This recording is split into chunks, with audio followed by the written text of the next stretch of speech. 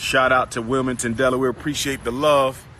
I'm hoping we can stop littering on the campus grounds. You know, too much litter on the campus grounds. I'm not feeling that. Please put the trash in the trash can, not on the street. I done picked up, somebody shitted. I don't know if that was human shit or dog shit, but somebody shitted on my school steps. I don't know why you would shit on my steps or let your dog shit on my steps. So please, please, please, please, no more shitting on my steps, all right? Woo, we got the doggy out here. This dog keep on pissing on my damn yard. Who dog is this? Whose dog is this keep? See, it look like he gonna try to start shitting again. Yo, you. Hey, stop shitting in the yard, family, okay? I done found condoms, alcohol bottles all over the place. This is not the drink spot. We gotta do something about this dog. Well, he done already shitted, so I think he done for the night. He might be fasting too. Shit, I don't know. Speaking of farming, I need some black farmers to get at me. You must know your trade, because I'm looking at farmland in Delaware. We need an acre or two for our school farm.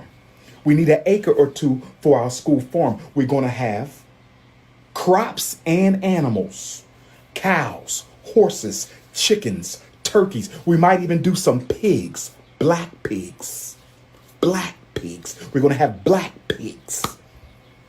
We're going to have a farm, crops and animals. I will be going through the resumes.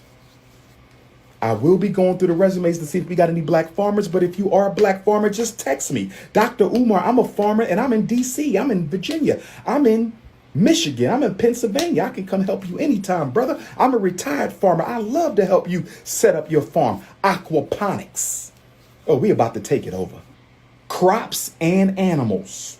Cows, horses, chickens, turkeys. We might even do some pigs, black pigs, black pigs, black pigs. The black mice come in and we go squealing around the floor. Squeal, squeal, squeal, squeal, squeal, squeal, squeal, squeal, squeal, squeal, squeal, squeal, squeal, squeal, squeal, squeal, squeal, squeal. Cows, horses, chickens. Buck, buck, the loosey goosey. You buck, buck. The loosey goosey, you buck, buck, buck, buck, buck, buck, buck, buck, buck, buck, buck, buck, buck, buck, buck, buck, buck. I'm gonna go to the pet store and I'm gonna get about 50 baby mice. And the minute one of you niggeros starts squealing about election day, I'm gonna throw a mice on your ass. Memphis, Tennessee, October 5th. Memphis, Tennessee, October 5th. So we got back-to-back Memphis. Back-to-back Memphis.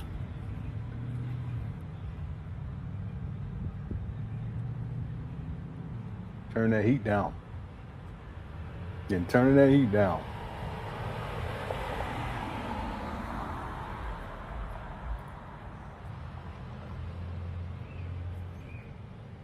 Black pigs. All right, thank you all so much for tuning on in. Another live stream here. This is part 2 from earlier today. We'll probably go for about an hour and 50 minutes because I need to get to Costco. Okay. Welcome to Quick Press Chat. Y'all on the feet. Let's get into it. Here we go. FDMG is coming. FDMG is coming. FDMG is coming. It's coming. FDMG is coming. FDMG is coming. FDMG is coming. It's coming. It's coming. It's coming. It's coming. It's coming. It's coming. It's coming. It's coming. Oh, it's coming. FDMG is coming. FDMG His common thought is personality. Be twerking, it's twerking.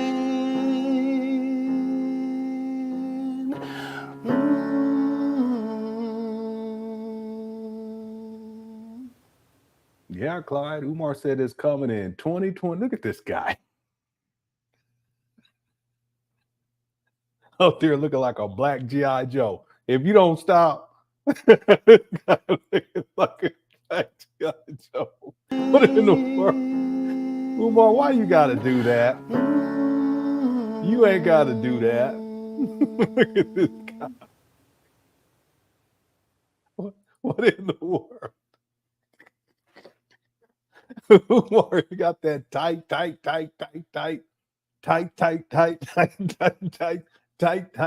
RBG sweater on. This guy, G.I. Joe, real American hero. Ifatunde is there. Yo, Joe. He got on a super medium. Anyway, let's not clown too much. Let's get into the show. This is part 2. We started part 1. We didn't get a lot done on part 1 because I was telling stories from the childhood, and we were talking politics, and we were talking high demand religions, and I was just all over the place. So in this live stream part 2, we're going to get right on into it, and we're going to pick up where we left off. We got to get it done in an hour and 40 minutes. Okay, we're going to do our best to do that. Thank you all so much, Quick Crush Chat, for being here. I appreciate it. Thank you all for tuning in earlier. I appreciate that as well. What we're going to do is we're going to pick up where we left off. If you guys don't know, there has been a major falling out between Father David, a staunch Umar Johnson supporter, and Umar Johnson. And we haven't quite figured out what the issue is, but as we watch this particular video, I'm sure it will become clear to us. Okay, thank you all again for tuning on in. What's up, Kofi? Thanks for tuning on in. I appreciate it. What's up, Dialoguing with Nasir? I didn't get to hear what the beef is between Father David and I don't know what it is quite yet, but it's going to be apparent.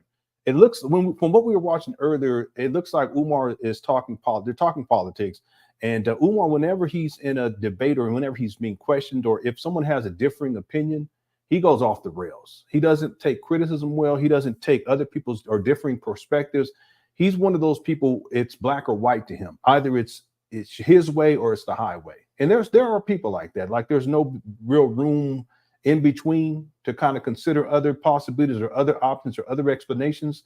And there are people who really do believe that what they think is the absolute truth. And that's the interesting thing too about politics. I find that to be the case too. That's one of the reasons why I don't participate in politics to the degree that a lot of other people may, because oftentimes there's really no room for any middle ground. It's like either you're a Democrat or you're a Republican. You're going to be voting for Donald Trump or Kamala Harris, and there's no middle ground per se. In other words, they're all in one way or the other. Okay, and I don't think that's a healthy debate. Umar's the same way. He's not about having a healthy debate. He's not about hearing differing perspectives, and then he also has this false sense of superiority that he knows everything, and that his way is the right way, and there's no other way. And that's what we kind of see, what we were kind of seeing in this video right here, but it may get even worse. I'm sure that it does. So I know how Umar is. Okay. All right. So let's get into it. Thank you so much, Courtney, for being here, and the ladies in the building as well. Iceman Van, thanks so much. No. That's when I was a child, and it was wrong. It was racist of me to do that to him because I was demeaning him and disrespecting him simply because he was white. There was no justification for it either, and it was a racist act. And I feel bad about it even to this day because he's a good young guy. Okay, we were kids. Okay, what's up, Quan Don? The Don, thank you so much for tuning on. Jonathan Kids in the building as well. Local Kitty is here as well. Oh yeah, a lady calls in. Okay, we'll get into it. Thank you so much. I appreciate that. You know, I'm not a perfect person, and I've made a lot of mistakes. And in retrospect, when I think about a lot of things that I've done in the past, like, I shouldn't have done that person that way. I do know this. Umar is a scammer. He's a race baiter. He's a racist.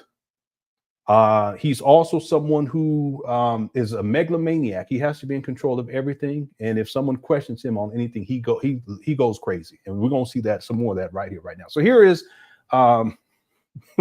GI, Black Conscious G.I. Joe. Here is the video we'll be getting into today. And this is from yesterday. He was on Word Radio. This will probably be his last appearance on. Yeah, he's also a colorist too. He's a colorist. In fact, I remember there's two things real quick. I remember Umar was giving a tour to Maria, and she's a Latina young lady, and she had two brothers there with her. And I remember that Umar was talking about Brother Manny, rest in peace. And Brother Manny was he's passed away, rest in peace. He's a lighter skinned brother. And Umar made a point to say, yeah, your skin color is kind of like Manny's skin color. Well, why even bring that up in the first place? So that's one. Umar's a colorist. He's very sensitive about skin color. I think part of it has to do with his upbringing. Part of his father, light skin, light eyes. That's part of it too. But the other thing is that I remember this was many years ago with Umar. Well.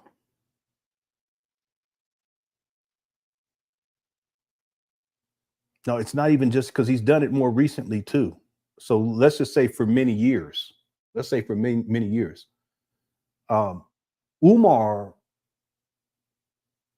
he breaks down Black women into categories. And it's based upon skin color. And most of you guys who've been watching these videos, you know what I'm talking about. Not only does he break women down based upon their skin color is associated with a flavor, and that flavor is associated with a treat, which he calls a cookie, which is a euphemism. It's his euphemism for vagina. So this is when you get into the objectification of Black women. You also get into the over-sexualization of Black women. And then you're also objectifying Black women by reducing them to their private parts, meaning their vajayjay, their vagina. Okay, we're all adults here. But for Umar he takes it even a step further. It's all based on skin color. He's a colorist. So he will say that the lighter skinned women have pina colada cookies, or he'll say warm salt. But then the darker skinned women, he'll say they have hot fudge cookies, but he's talking about their private parts, but it's associated with skin color too. You guys see this? There's one other thing too I want to bring up. Now that comes to mind real quick. Let me get to the video.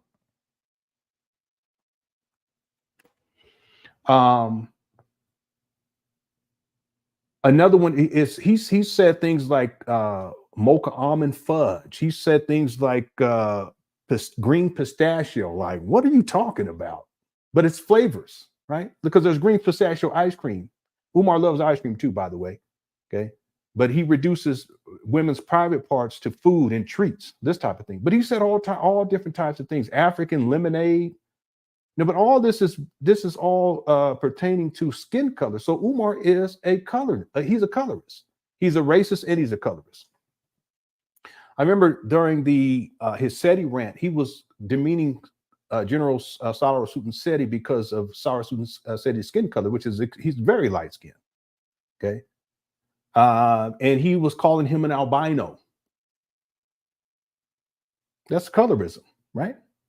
And I remember that there was this, and I have the video. I could pull it up. Matter of fact, I'll get to. We're gonna get to this video though today, and I'll look it up and see if I can find it quickly. But we'll get into it a little bit later, just to prove the point that Umar is a colorist. Let me just type in, see if it comes up right here. But there was an albino. There it is. There's a video right there. There's an albino brother who came online and was explaining how he was hurt by Umar talking like that, because Umar is a colorist. He will use the skin color not only to objectify Black women and to reduce y'all to flavors of ice cream and treats, but he will also use color to demean other people, especially people who are of lighter skin complexion, which he did with Seti. See? And I have the video right here. I could pull it up. Yeah. Y'all want me to pull it up? I mean, I want to try to get through this this Father David video within the allotted time. I mean, I guess I can go to Costco tomorrow. Let me see. Oh, no one's saying they want me to pull it up, so that's okay. Let's move on. I'm going to set it over here, though. I'll put it on my oh, a lady said, okay, a lady said pull it up. That's good enough for me. I'll go ahead and pull it up there. Let me just transfer it over. All right. Now let me make something let me be clear about something. When I say something about Umar, I can always pull up a receipt to back it up. Okay, and I'll do it right now. Okay, now I see everyone saying, "What's up, Tata? Tata's in the building too." Okay, what's up, Brian? Okay, people saying pull it up. I'm pulling it up right now. A lot of people haven't seen this. In fact, I don't even know if it's online anymore, but I downloaded it a long time ago. Here it is right here. I don't even know what the audio quality is going to be like, but this is the albino brother right here. Check it out. All right, what's good, everybody? Peace and love. It's your boy Goldie, and we gonna talk about this. Dr. Umar Johnson. I don't gonna call him Umar. I ain't gonna call him no damn doctor no more. I ain't even gonna put his damn full name in the sentence no more. Umar, little Umar, big Umar. You stoop low, brother. You made yourself look like a clown. I'm sorry. Not sorry. You made yourself look like a clown. You're supposed to be a huge influence and a leader in Pan Africanism and the black community and all that. And you stoop to the level of a clown. You stoop to this world star hip hop level type BS. You know what I'm saying? And me personally, yeah, I took direct offense to it as an albino brother. You trying to shoot down on SETI, and the only thing you could say to him was, you call him an albino that sees a cracker every time he look in the mirror, a midget, you know what I'm saying? As an albino brother, I'm gonna tell you straight up, you made yourself look like a clown. Like that's just straight up. Did you not think that you had light skin and albino brothers and sisters that was following you? Like, yo, his information is legit. Yeah, has anyone seen this video? Hit the one. If you haven't seen it, hit the two. Most people haven't seen this. Yeah, most people haven't seen this. And I stand corrected too, by the way. And this is the thing about me. Like, if I'm corrected in anything, if people offer me legitimate criticism or correction, I always correct myself. So let's see. Tamara or Chares, I always mess up the name. I've been telling you, you need to change it. What you call it though, right here. Okay, dear. So I was talking about colorism, and I was putting it within the scope of, let's say, and I still feel this way, but based on the definition that you're expressing here, I stand corrected. Umar's prejudice for and against based on color, okay, but colorism is specific to dark-skinned people. So yes, I absolutely agree with what you're saying here. What I'm going to add, and I stand corrected, so I'm not saying that you're not correct, but what I'm saying here is that I personally extend this to treating people or disparaging people because they have light skinned. I don't specifically talking about black people. So in other words, I don't see colorism just as it is applied to darker skinned people. Like, okay, you're a colorist if you see darker skinned people, you know, you demean or disrespect them because they have darker skin. I actually go both ways. Don't take no Diddy. Don't take that the wrong way. I look at this from being in the middle. I say, okay, if someone disparages people because they have black people because they have darker skin, then that's colorism. But also, for me personally, I'll say that if they disparage people because they have lighter skin, then that's colorism too. Because both things happen, right? And Umar is an example that he did that with SETI, where SETI has lighter skin. Now, maybe there's another term for that when it's applied to lighter skinned black people. And if there is one, please type it inside the chat room. But for what you're saying right here, I stand corrected. I just extend it beyond that. I just don't say colorism is only dealing with darker skinned black people. I actually look at it for everyone, all the way across the board. But that's just me, okay? But I stand corrected, all right? Yeah, so I'm saying some people have seen this, but there's a lot of people that have not seen this video. Yeah, I don't know that it's online anymore. I remember when I saw it, I felt so bad. I just felt so bad. And most of you have seen the SETI rant, but Umar really made a point to disparage General SETI because of his skin color. He's lighter skin. You would think that someone who is Pan Africanist and is quote unquote, you know, black consciousness. Yeah, I talked about it before. And I may have played it before. I don't even think I played it before. But you would think that someone like Umar, that he wouldn't talk like this. But this is really who Umar is. He's always been this way.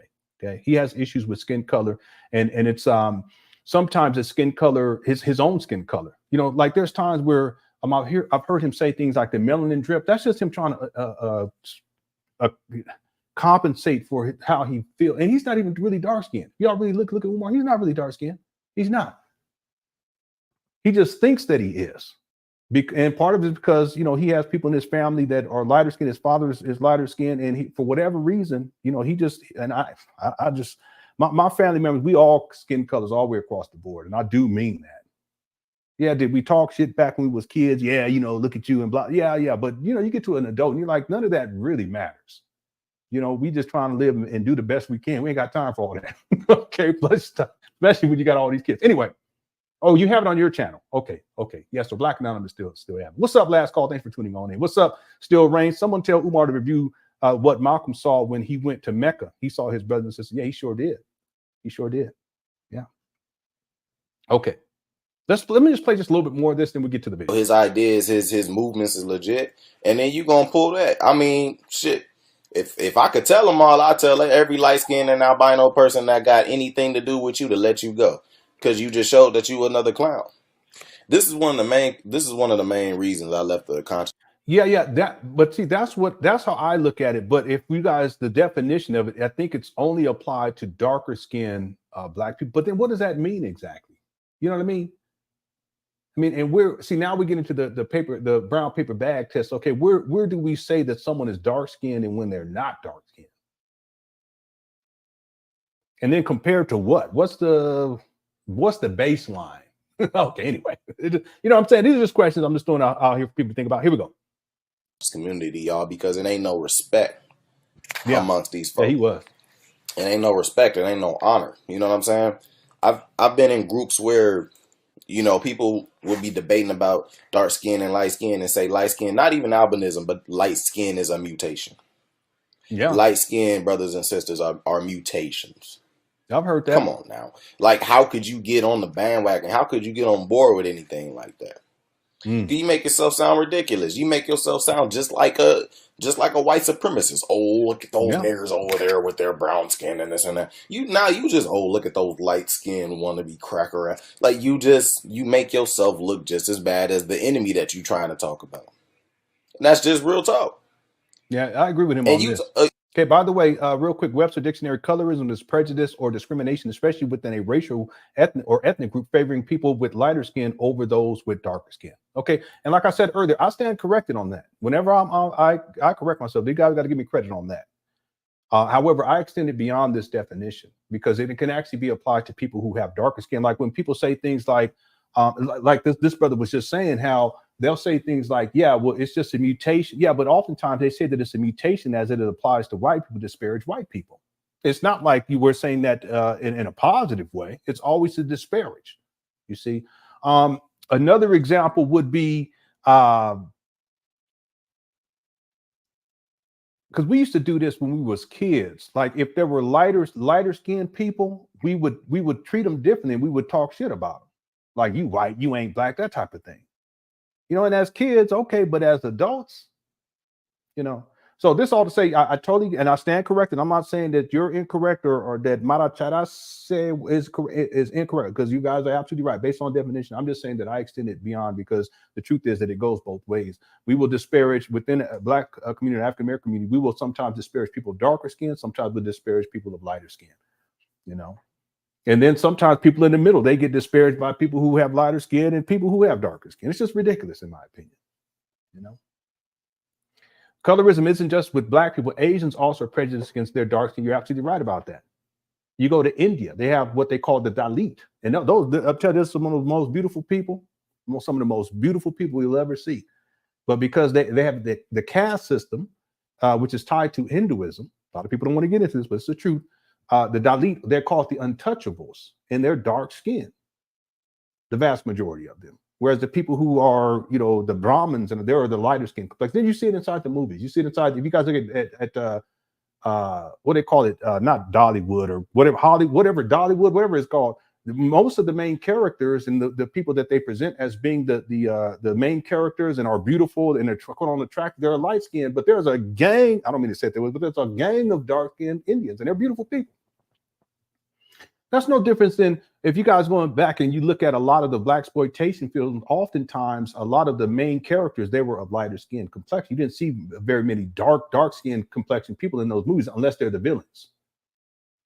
See, a lot of that shit still plays itself out to this day. It's a serious problem, and yeah, even amongst Asian people, the same thing applies. See, a lot of the Asians that are really light skinned, those are the ones you be seeing inside these movies and stuff. You know, and in my opinion, they ain't no more. Look, a pretty woman's a pretty woman. Don't make me no different skin color, none of that. I don't know what y'all talking about. Shit. Anyway, but that's just me. All right. Yeah, Bollywood. That's what it's called. Bollywood. Go. Y'all just look it up. You know. And it's sad too, because I'm telling you, those women over there, the real dark skinned Indian women, they're some of the finest women on the planet. Okay. Let's get back to this. There was a super chat. So, SOB, what's up? Says colorism does go both ways, but overwhelmingly it is used to disparage darker skinned people. I agree with that. I totally agree with that. But see, that's when we get into that. It's a world phenomenon. It's not just exclusive to African Americans or Black people. That in general, the way that it goes is that lighter skinned people are perceived to be more attractive and darker skinned people are less attractive. It's also part of the narrative that darker skinned people are less intelligent than lighter skinned people. Okay, none of this shit is true. Even when they say stuff like, you know, all Black people can play basketball, that's not true, or that white men can't jump. That's not true either. But the one white dude, he won the dunk championship. I think it was 2 years in a row. He was doing shit. I said, where does this guy come from? Look, he reminded me of a hobbit. Anyway, all right, let's get it. What's up, Adrian? Thanks for tuning on in. Thanks, SOB, for the suggest. Here we go. Let me play a little bit more of this. Then we go get the video for sure. You supposed to be this leader, Umar. You supposed to be this leader. You supposed to be this beacon of light in the Black conscious community. Yeah, that's his name. And what you did, and I don't care. You can make a little vocabulary savvy video and try to talk your way out of it if you want to. But the fact of the matter is, you was pushing the light skin versus dark skin agenda. You an albino nigga, yellow ass nigga, I'm melanated nigga, nigga. How many times was you gonna say nigga? As somebody who's supposed to be a Black leader, how many times was you gonna say nigga?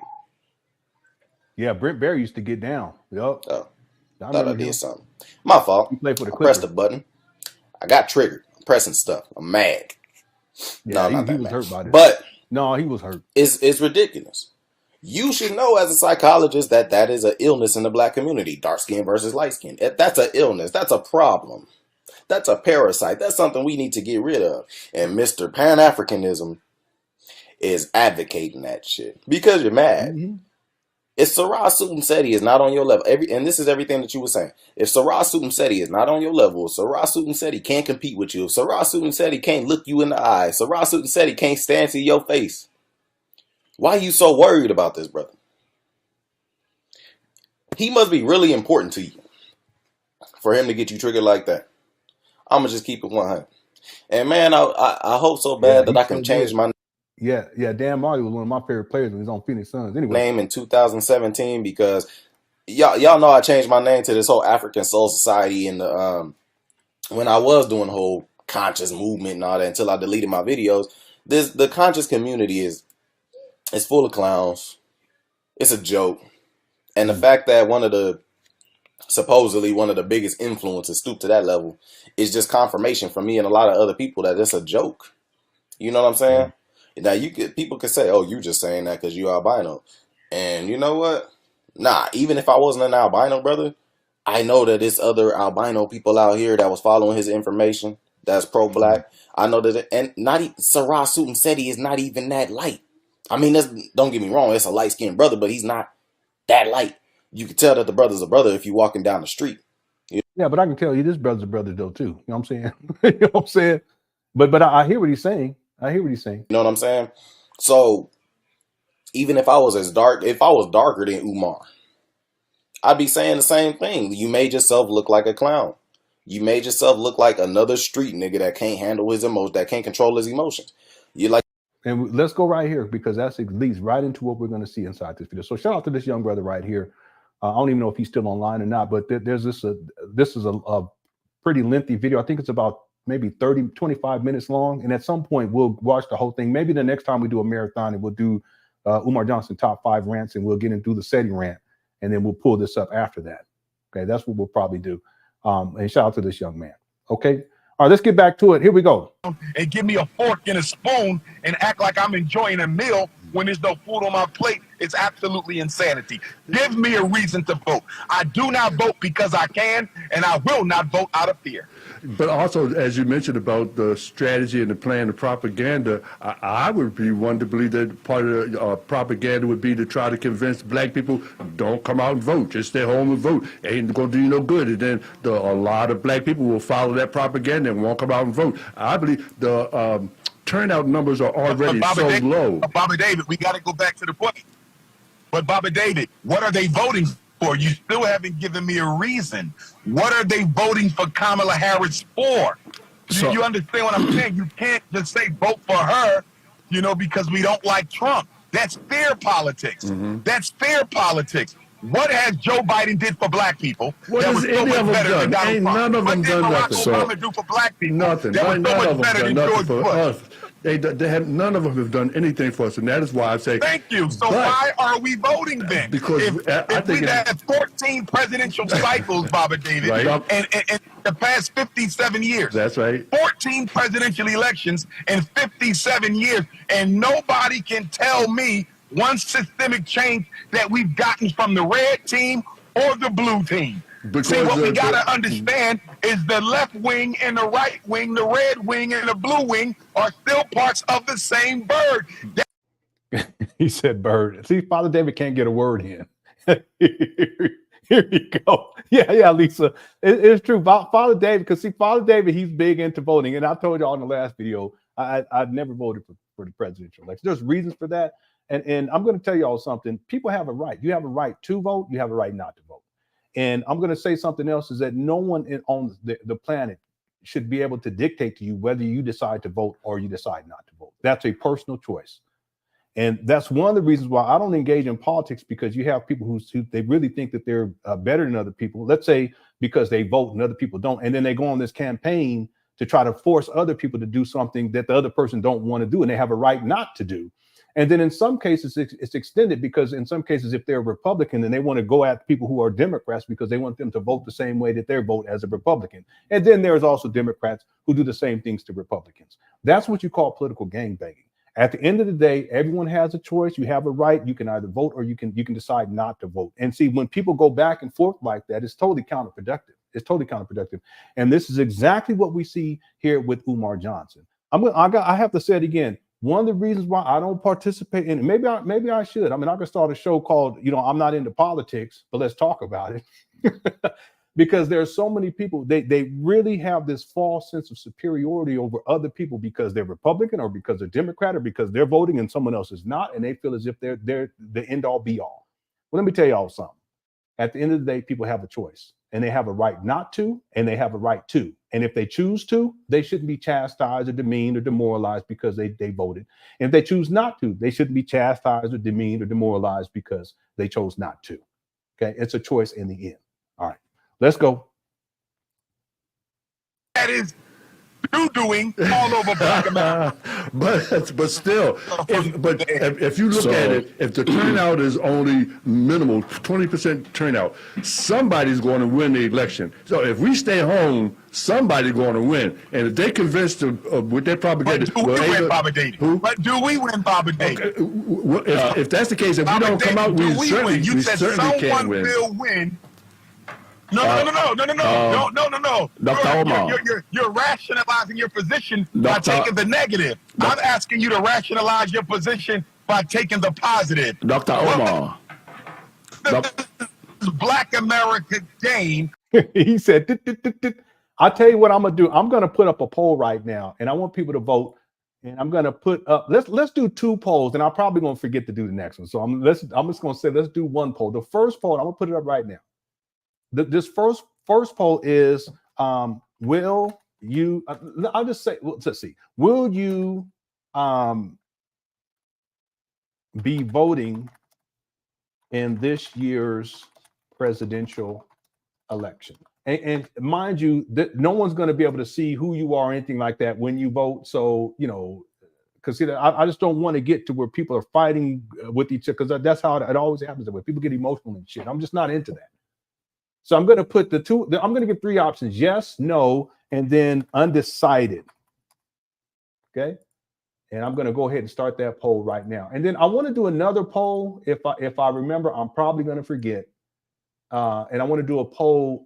How many people? And maybe we'll do this for another one. Maybe I'll do a show on politics, and I'll call it. I don't know anything about politics, but let's talk about it.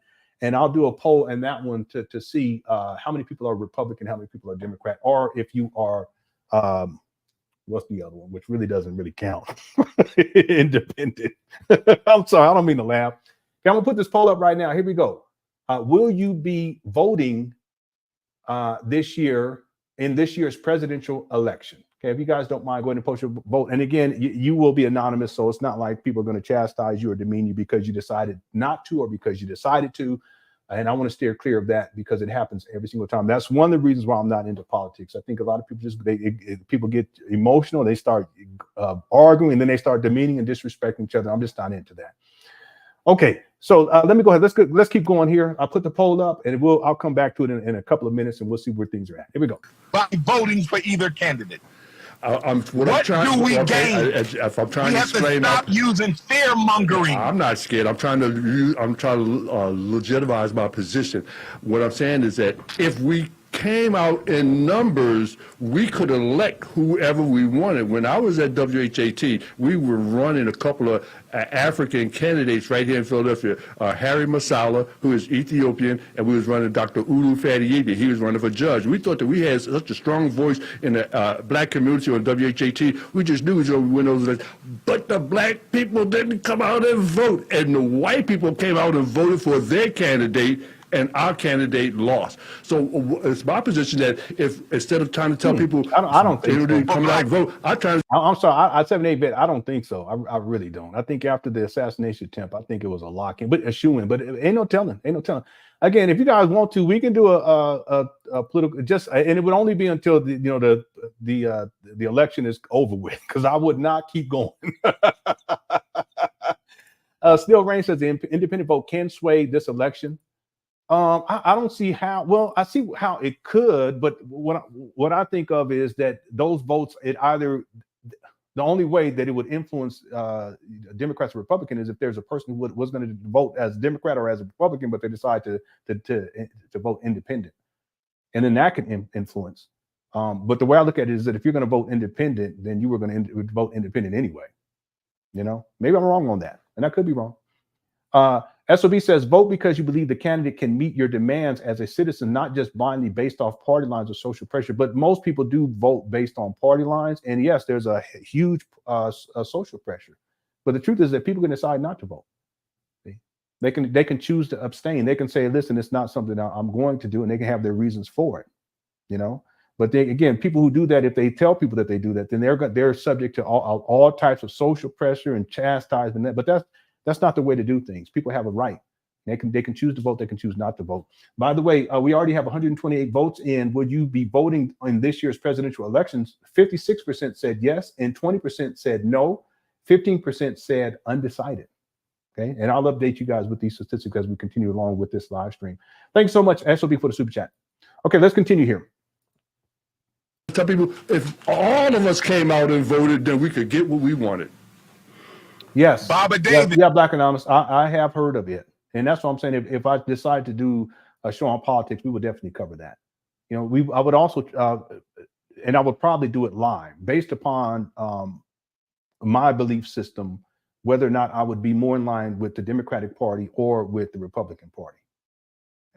Because there's specific things that we can bring up, like whether and how large government should be, whether there should be free trade or not.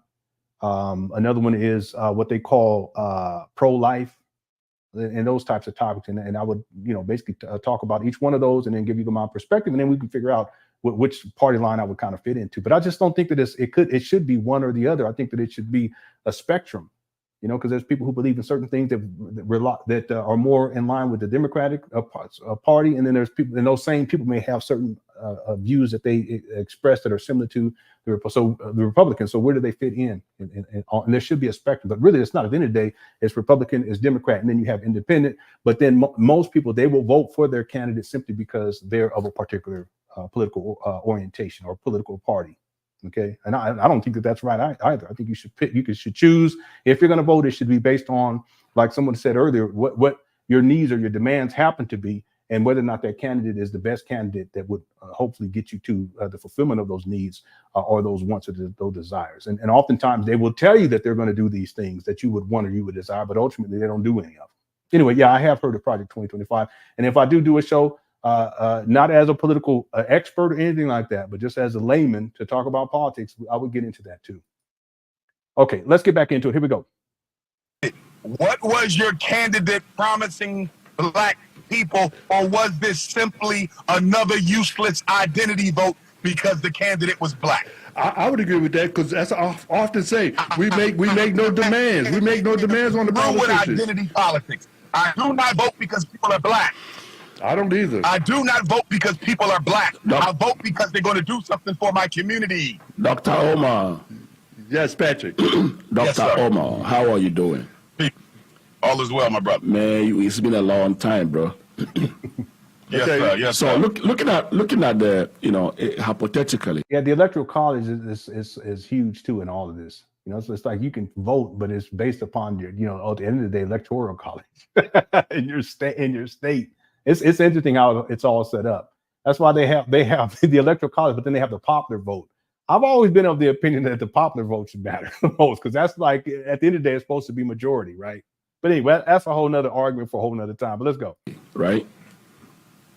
Who is the best devil that you can actually cast your vote for?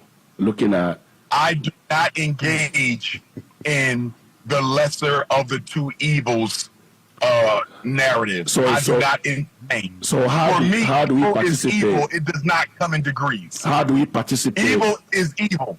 How do we participate in the election, or how do we participate in what affects? I tell you what we should do. Mm-hmm. It was a very slow. I tell you what we should do. Mm-hmm. We have 3 months. Mm-hmm. 3 months. Yes. What black people should do right now mm-hmm. is organize ourselves into a powerful, all black national union. Mm-hmm. Our votes should be tied together. Mm-hmm. In 3 months, some of that commented on the last video, part 1. They said Umar couldn't even get a school going in 19 years. What are you talking about? He's going to get all this organized in 3 months. With all of our mutual consent, mm-hmm. and we must pledge to one another that we're voting one way. Okay. The black vote will be treated like single vote. Gotcha. And we put Republican National Committee. Yes. And the Democratic National Committee. Yes. And we demand an audience with both candidates, our own convention, because we are not Republicans or Democrats. We are Africans. Yes. Mm-hmm. They will come and give us an audience in our community. There you go. And we will ask the questions that are relevant. Yes. And that. He always yelling, especially when it's like a debate type of setting. Father David is getting more and more disgruntled as he's listening to Umar. And the other brother, the African brother up here, he's like, Umar, will you please go to Africa? We're like, no. He's like, no, I will not. Okay.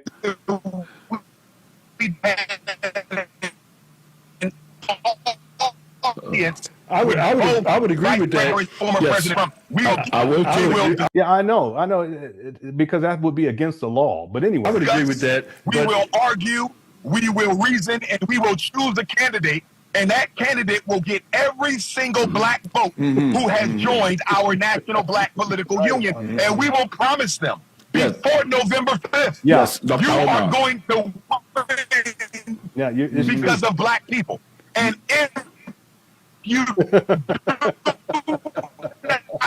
deliver, will not get a single vote the next election. Yeah. That is how you do business. Not telling black people to vote out of fear, not telling black people to vote out of identity politics, not telling black people to vote because that gay girl's one of the OG. I wish that we could pull something together like that in this next 3 months. We should have pulled that together the last 3 years. Last 300 years, we should have been doing that. But I don't know if we're going to be able to do that in 3 months. True. So let me take that. Let me take that back. But see, the thing is that Asian's not a race.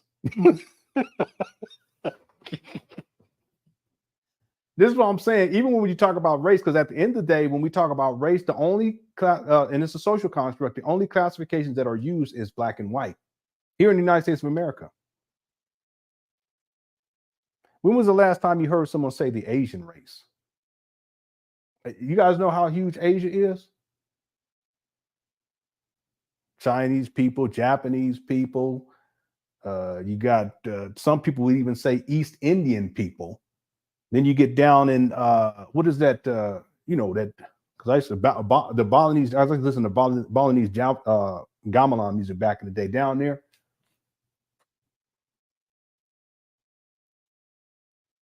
So Asian is not a race. Well, I think to be clear, I understand what you're saying, Jesus. Jesus. That sounded weird to the mother, boy. You're correct. Okay, but understand this: that when laws are put into place or a bill is passed, it's not based upon the quote unquote Asian race. They don't frame it that way. But see what Umar expects, and I guess there's a lot of people that expect that just simply based on race, meaning white or black, that a bill is going to pass.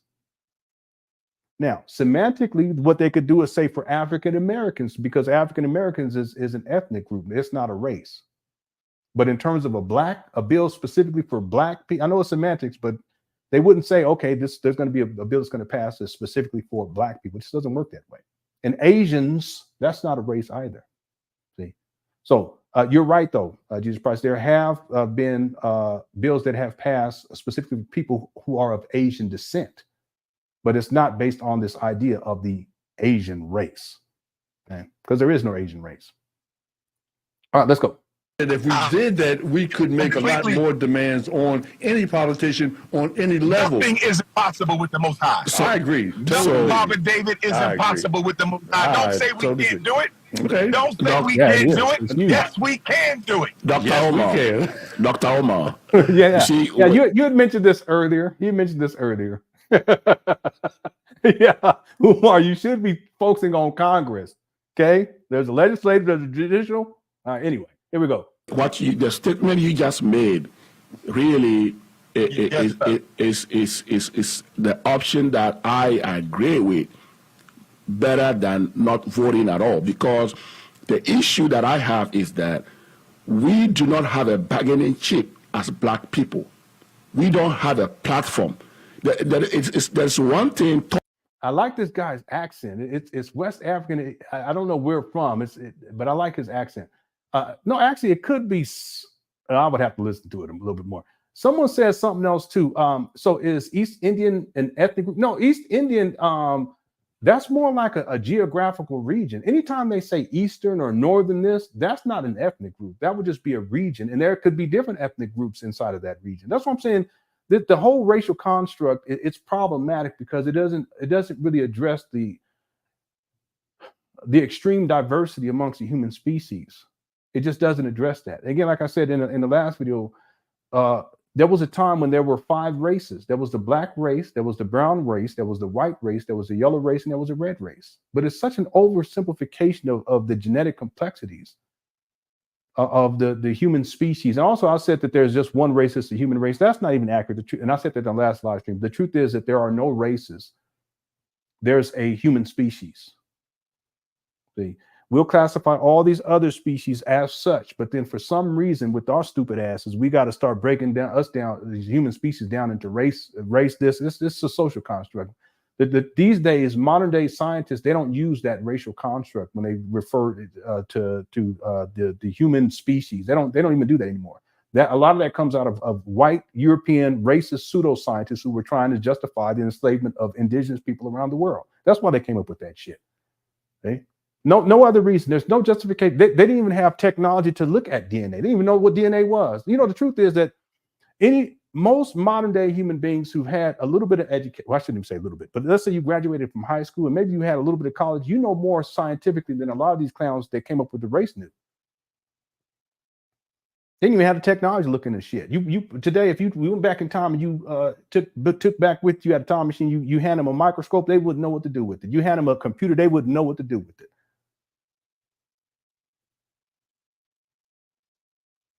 It's just the level of knowledge base that was present back then is part of the reason why the whole construct of race came about, because it was some ignorant ass stupid people back then. And I don't mean to say it that way, but that's the truth. Okay? But back to what Tavi is saying, East Indian, that's not specifically an ethnic group, because there could be a lot of different ethnic groups in East India. It's just more of a geographic location. And the reason why I was bringing that up is because it's closer to, let's say, what we would call China today, which a lot of people would say are Asian. But Asian, that's not a race. That's not an ethnic group either. Okay, anyway. All right, let's get back to it. Here we go. Talking about it, but there's another thing, actually organizing ourselves, because what you say right now, it needs some leadership within the Black community to reorganize ourselves and create a platform and a bargaining chip to actually move our vote to not only Black candidate, but anybody who actually speaks our voice. Well, you know, Dr. Umar, I use your analogy. I think it may have been even last week that you say that Philadelphia is the fastest growing and the #1 gentrified city in the whole country. And I'm saying to myself, the community in which I live in, every time I look around, I see other people walking around in my neighborhood, and it's more and more and more and more and more of them. And I'm saying to myself, pretty soon they're going to be the majority in my neighborhood. And when it comes time to get whatever scarce resources are available through the city, they will vote for what they want. They will press their politicians to do their bidding. And while we stay home and don't vote and don't participate, we'll be sitting by and saying, what happened? We don't got no more power. I don't know what happened. He's overlooking the point, Baba, that Black people don't have nothing to vote for. What is Kamala? Those very same immigrants, Baba, David, that are flooding your neighborhood. Who's bringing them there? The Democratic Party, Joe Biden, and Kamala Harris. Who is? What? Yeah, it is. Yeah, I'm starting to be on Team Baba David now. Bringing the migrants into New York, Chicago, and I soon hear Philadelphia. Joe Biden, Kamala. My daughter today was like, Dad, can we get, because crumble cookies is expensive. I said, damn, you can get a crumble cookie gift card. You get a $100 worth for $75 or something like that from Costco. So I got to get, maybe I'll do that. But I told her, no, I ain't going to get you, them things are too expensive. I said, I'm going to get you some Chip Ahoy. She threw a pillow at me. Like, no, Dad, I wonder what you got. I said, no, I ain't going to do crumble cookies. What you talking about? It'd be one cookie for like $15. I said, you must be crazy. Anyway. Harris and the Democratic Party. So on the one hand, you say vote for Kamala Harris, but you just gave me a reason why she's causing problems for Black people. We got to go to the phone line. I know a lot of people want to talk about this. We'll go to the phone lines and talk to, is that okay? Brother, okay. Yes, how you doing today? Brother, okay in Delaware. How you doing today? No, this is Brother Bahoke. I was calling you from Delaware County. We spoke before. Dr. Umar knows me. How you doing, Doc? Peace and Pan Africanism, my brother. How you doing? Okay. The reason I'm calling is because of this. I don't have a dog in any race with this particular election, and we've had this problem before when Barack Obama was running, and everybody was saying, well, he's Black, even though he got a white mother, but they didn't bother to look at what his policies were for both candidates. We don't vote collectively as on a logical and on a logical level. We don't do that. We're busy focusing on emotion, and just bringing people in because they're Black. And we got to look at Kamala's track record. How many brothers has she locked up when she was in California? Were they criminals? Were they criminals that she locked up? Or she locked up innocent people? Some of them wasn't. Some of them wasn't. Let me have do you know that for sure? From my research, The mass incarceration system. I'm just saying that because people know, well, she locked up all of them, but they was criminals. She was doing her job. She may have exaggerated. What is this? Man, this is so broke down, low budget. Come on now. Get it together. Umar about to go off watch. Okay. let me say Okay. this. But it sounds to me like people trying to find excuses Yes, not to not vote to for her. vote. And I don't think that that's I right. don't get it. Listen, To vote. listen. You ain't gave me Stay no home. reason to vote. Stay home. Go and join Donald Trump, brother. I'm saying because if you don't vote for Stay her, home. he's going to win. It's plain and simple. It's mathematically Okay, and impossible. what did we lose if he wins? Because we're gonna see the same thing we saw before. He wins. We're gonna see the same thing we saw before. Okay, brother, You're okay. going to see the same thing. What did you get the past 4 years under Joe Biden in the Democratic Party? Well, one thing, What did Donald, Black America gain the past? I find it fascinating. Umar will ask a question and then keep screaming and not allow the person to answer the question. I find that fascinating. By the way, so far we have 282 votes. The question is in the Cookie Crush chat, will you be voting in this year's presidential election? 53% said yes, 30% said no, and 18% said undecided. Okay, let's go. 4 years under Joe Biden and Kamala Harris. Please tell me. yeah, but Donald Trump is promising a whole lot of damage. He is See, let him talk. Umar, I'm team Papa Baby. Papa Baby. I'm team Papa Baby. All right. If it's snowing, I ain't going. All right. What's up, Swaggle Dito? He's a hooligan. He's a hooligan. Anyway, let's keep going. Here we go. promising a whole lot of damage. We need to change. Democratic Party plantations. Umar won't let nobody talk. By the way, I heard Umar say something like black women raised $18 million to get in donations for Kamala Harris. And I'm like, what are you talking about? At that time, the 18 million, that was just all the way across the board. It wasn't specifically black women. I was like, this guy, anybody else see that? Maybe I'm wrong on that. I was like, what is this guy talking about? Didn't make any sense whatsoever. Jay Bravo, what's up, man? Says, sorry, then I got to go with Umar on this one. Baba David hasn't answered Umar's valid question. Yeah, but see, Umar hasn't given him an. Now maybe he's gonna answer because I haven't watched this yet. But listen, Umar has a habit of not letting anyone else talk, especially if they disagree or they have a differing opinion. It may not even be necessarily a disagreement, but they have a differing opinion. And so that's what I was saying earlier. It's fascinating that Umar will ask a question, and it's a valid question, but he won't even allow the other person to answer that question. So, but wait, let's wait and see what happens. Okay, let's wait and see. All right, and thanks for super chat. Okay, let's see what happens. Slavery is insane. Dr. Omar, you have. See, he never gave him and is that fair, Jay Bravo? He never gave him an opportunity to answer. Let's go back. Watch this. Stay home. Stay home. Go and join Donald Trump, brother. I'm saying, Okay. but it sounds to me like people trying to find excuses not to vote for her. And I don't think that's right. I don't get it. Listen. You ain't gave me Stay no home. reason to vote. Stay home. Go and join Donald Trump, brother. I'm saying because if you don't vote for home, he's going to win. It's plain and simple. It's mathematically Okay, impossible. and what did we lose if he wins? Because we're gonna see the same thing we saw before. He wins. We're gonna see the same thing we saw before. Okay, brother, You're okay. going to see the same thing. What did you get the past 4 years under Joe Biden in the Democratic Okay, that's the question, right, Jay Bravo? Let's see if Umar allows him to answer it. It's a legitimate question, too. Party? Well, one thing, What did Donald, Black America get? See, he said, well, one thing, and he says Donald, but then he won't even let the guy finish. Who knows what he was going to say? Let's see. The past 4 years under Joe Biden and Kamala Harris. Please tell me. yeah, but Donald Trump is promising a whole lot of damage. He is promising a whole lot of damage. No, you're right, Jay Bravo, because he didn't answer the question. You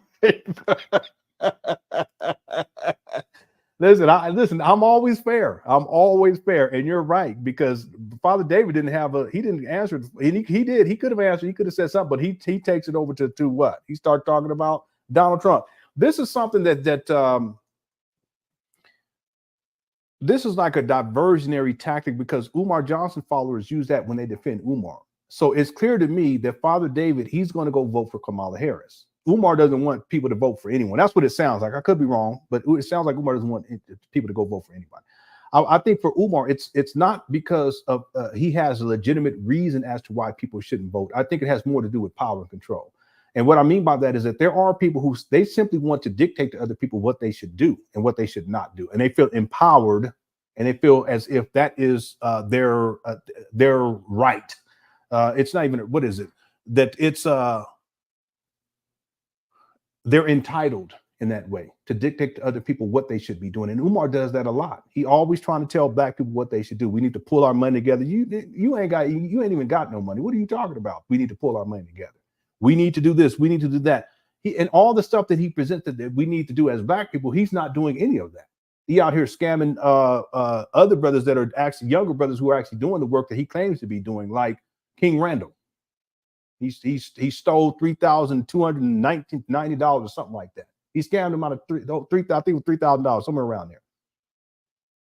He's always telling other people. So what I'm getting at is that there are people, it's the megalomaniac types, where they feel as if they have it's their right and they're entitled. They have this sense of entitlement that I can dictate to black people what they need to be doing. I can dictate to black people who they should be voting for, or if they should be voting at all. No, it's a choice. People can decide to vote, or they should decide not to. We got a poll, 327 votes so far. Will you be voting in this year's presidential election? 52% said yes, and you have that right to vote. 30% said no, you have a right not to vote. And then 18% said they're undecided, and you have a right to be undecided too.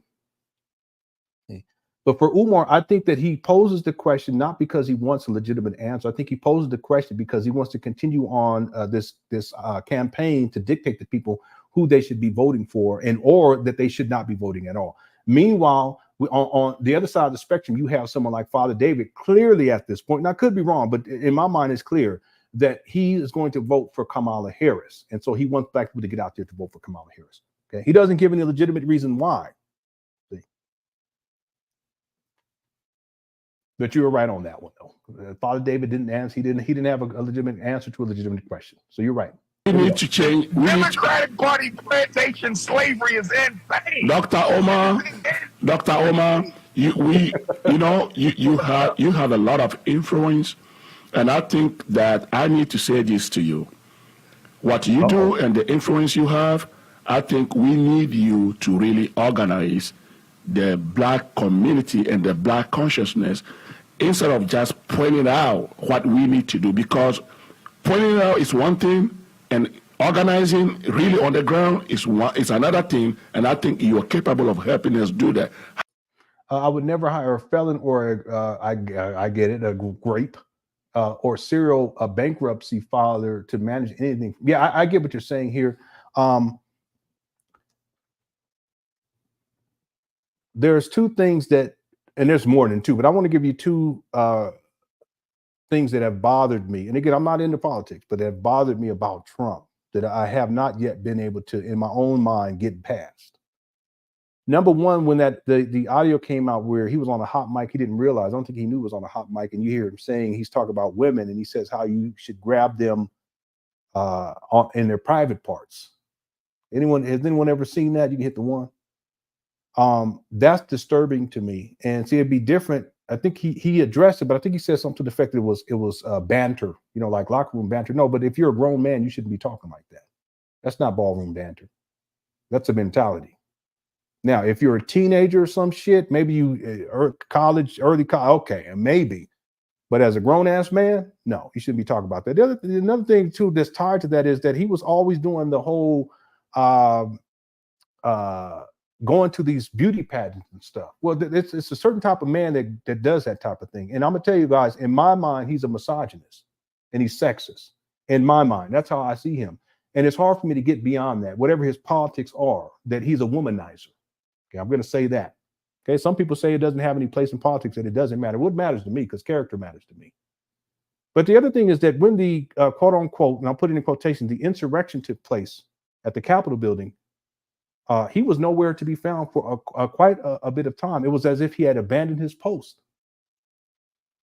I don't believe in that. That if you're going to commit, and I've never been in the military, but I have that mentality. Like when I'm at my job, it's like the what they call the chain of command. I'm big on that, especially if the person that's above me, if they have real strong leadership skills, I'm gung ho. I'm going to get it done. You tell me what I need to do, and I'm going to get it done. Okay. So the idea of abandoning your post, to me, that's unacceptable. And I didn't see people talk about that. But in essence, as soon as that's kicked off, he should have been front and center, live, talking about this to de-escalate that situation. That's not what we saw. That's not what we saw. So those are the two main things that it makes it very difficult for me to be supportive of Trump running for the president. Does that mean that I wouldn't vote for him? No. I'm just saying that in my mind, those are two very glaring issues that I don't see how I can resolve it in my mind with my sensibilities in terms of ethics to be able to say, you know, this is cool. This is the guy. That's just me. Okay. And let me make one other thing clear. I'm not here telling people that you should vote for him or that you shouldn't vote for him or that you should vote for Kamala Harris or that you shouldn't vote for Kamala Harris or shouldn't vote. You do what you're going to do, or that you shouldn't vote at all. You do what you want to do. Okay. But all the way across the board, there's things that we can look at. We can criticize about Kamala Harris. We can criticize about Trump. One thing that also came to mind, I don't mean to make this about politics, but since Umar's talking about politics, what it reminds me of is someone like Bill Clinton's wife. I always forget her first name. I apologize.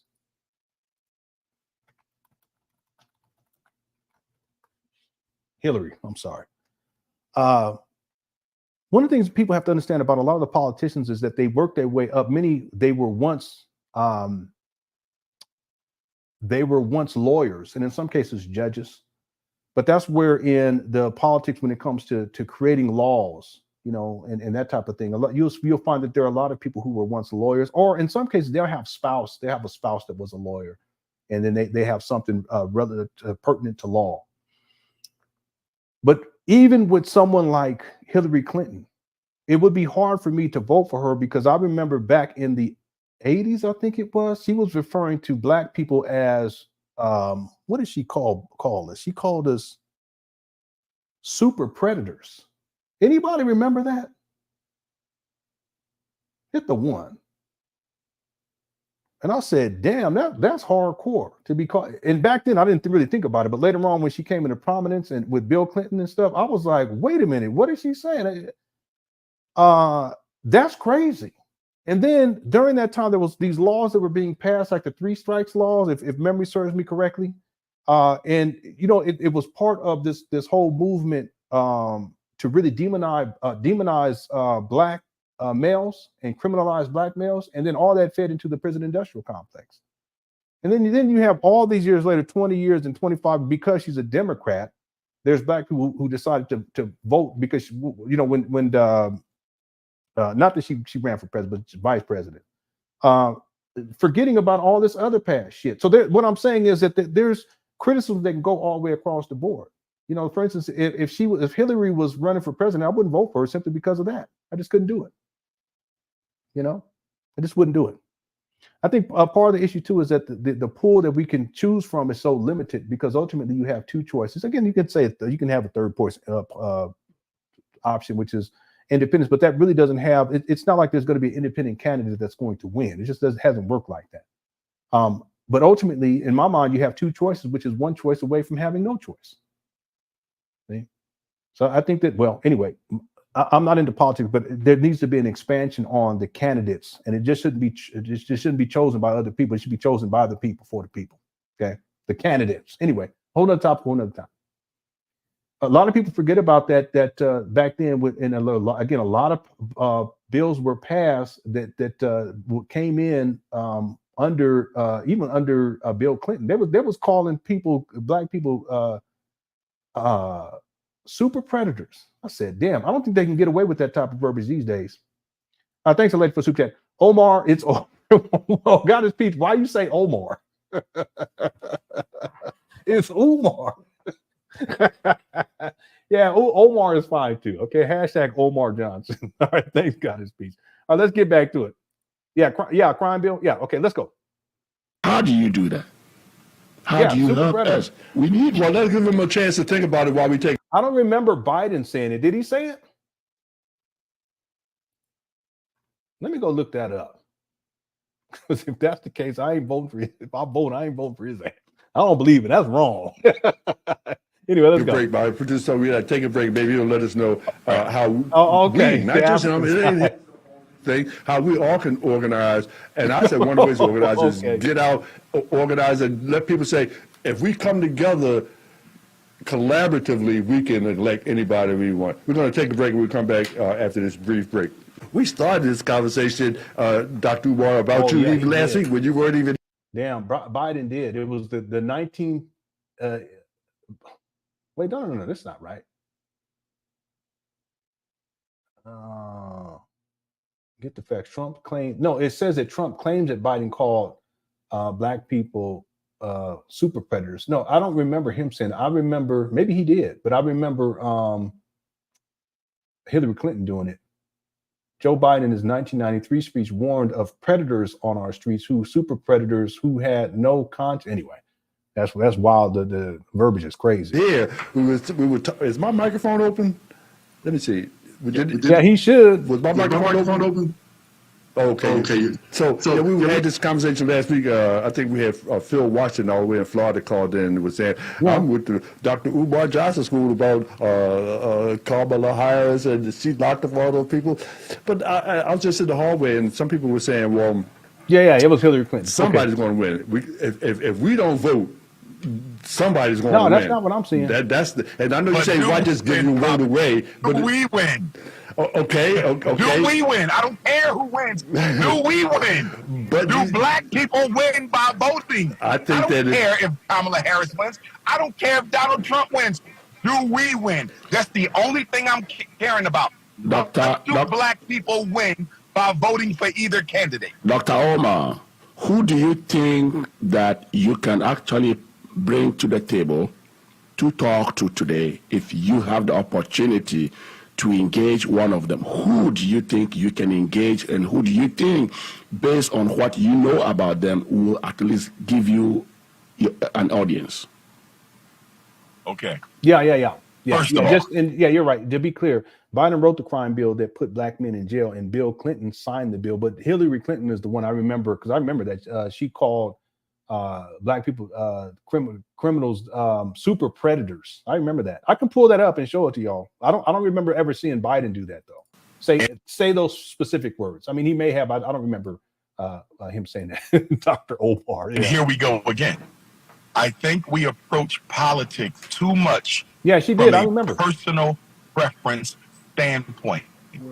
Elections are business, and it is the business of choosing who you want to carry on the business of the country. That's a question I just asked you. The business of oppression. Let her finish. Okay. Hold on. And the business of liberation. So when you say which one, it's not about which one.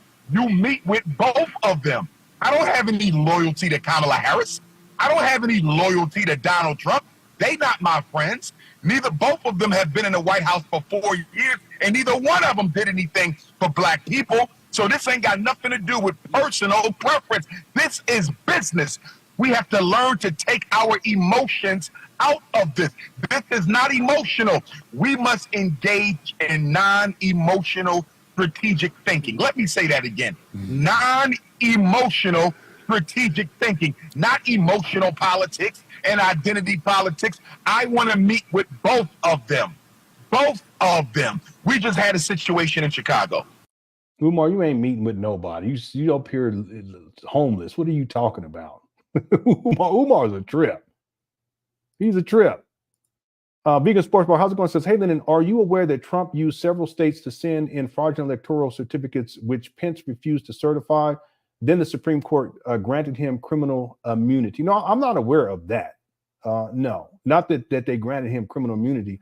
And not to get sidetracked on this, but there are people who have stated that Trump, part of his platform is to establish a law wherein police officers who commit crime, that they have immunity. Is that true? Listen, I haven't seen that. Okay, maybe it is true. Maybe it's not. I just haven't seen it. But yeah, I'm aware of this, the whole situation with the electoral certificates. But when it comes to the Supreme Court granting him criminal immunity, I didn't know that. I did not know that. Yeah, I'm going to say this again, and I said it in part one of this series, this live stream. Hopefully, we get through all of this today. We got so much to get caught up on. I'll be back tomorrow during the day. to do another live stream. I'm not into politics. It's not that I'm not aware of it or that I can't talk about it, but I'm not into it. We're in, every 4 years I get all riled up about it, and I'm trying to persuade people to vote one way or vote another way. I'm just not into it like that. Maybe I should be,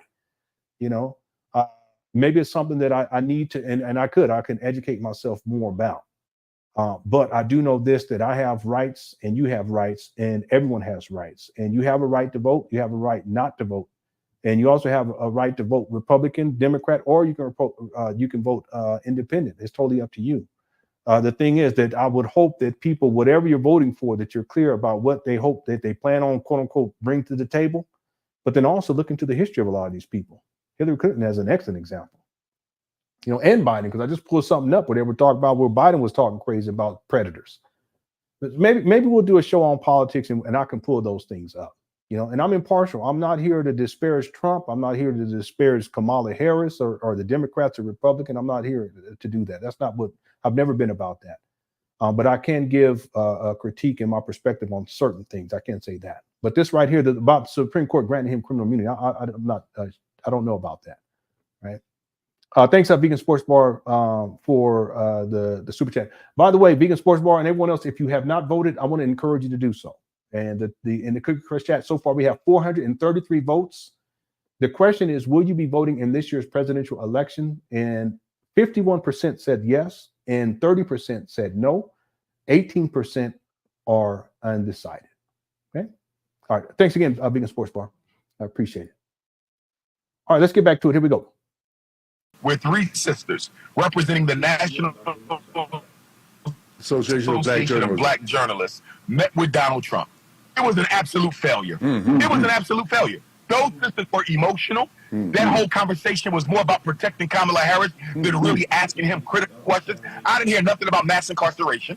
I didn't hear nothing about miseducation. I didn't hear nothing about reparations. What I saw was three emotional black women who are going out of their way to try to humiliate the former president in order to endorse the current vice president. No, but you see how he's disparaging these black women? Here we go. Didn't I tell you all hit the one? That's not what you do. We all know what Donald Trump believes. We already know what Donald Trump feels. Ask him about the issues that matter to black people. They did not do that. They were emotional. We will get nothing from either party if we keep on engaging in emotional identity politics. I'm really glad that we have you on here. Biden said that he was against busing, meaning busing children, because into like charter situation, busing because he did not want his kids to be raised in a racial jungle. What the fuck? You gotta be kidding. Are you serious? What in the world? I don't believe that. That's not what he said. Come on now, X Freeman. That's crazy. He said a racial jungle. Damn. That's crazy. Yeah, but see, information, man, you know this about Umar. He will take every opportunity to disparage black people, and he absolutely abhors intelligent black women. I guarantee you one thing, that if they had him up there, Umar would be hooting, hollering, and screaming. He want to act like they're emotional. That's another thing. We got to stop doing that shit. Because I used to think that way too. When we were saying shit, well, women, they so emotional. That's just a way of demeaning. See, Umar does it too. He did say that. Where can I find that? Maybe we need to do a show on Joe Biden's ass. Anybody know where I can find that at? What was it anyway? Hold on. Let me go back up here and find it.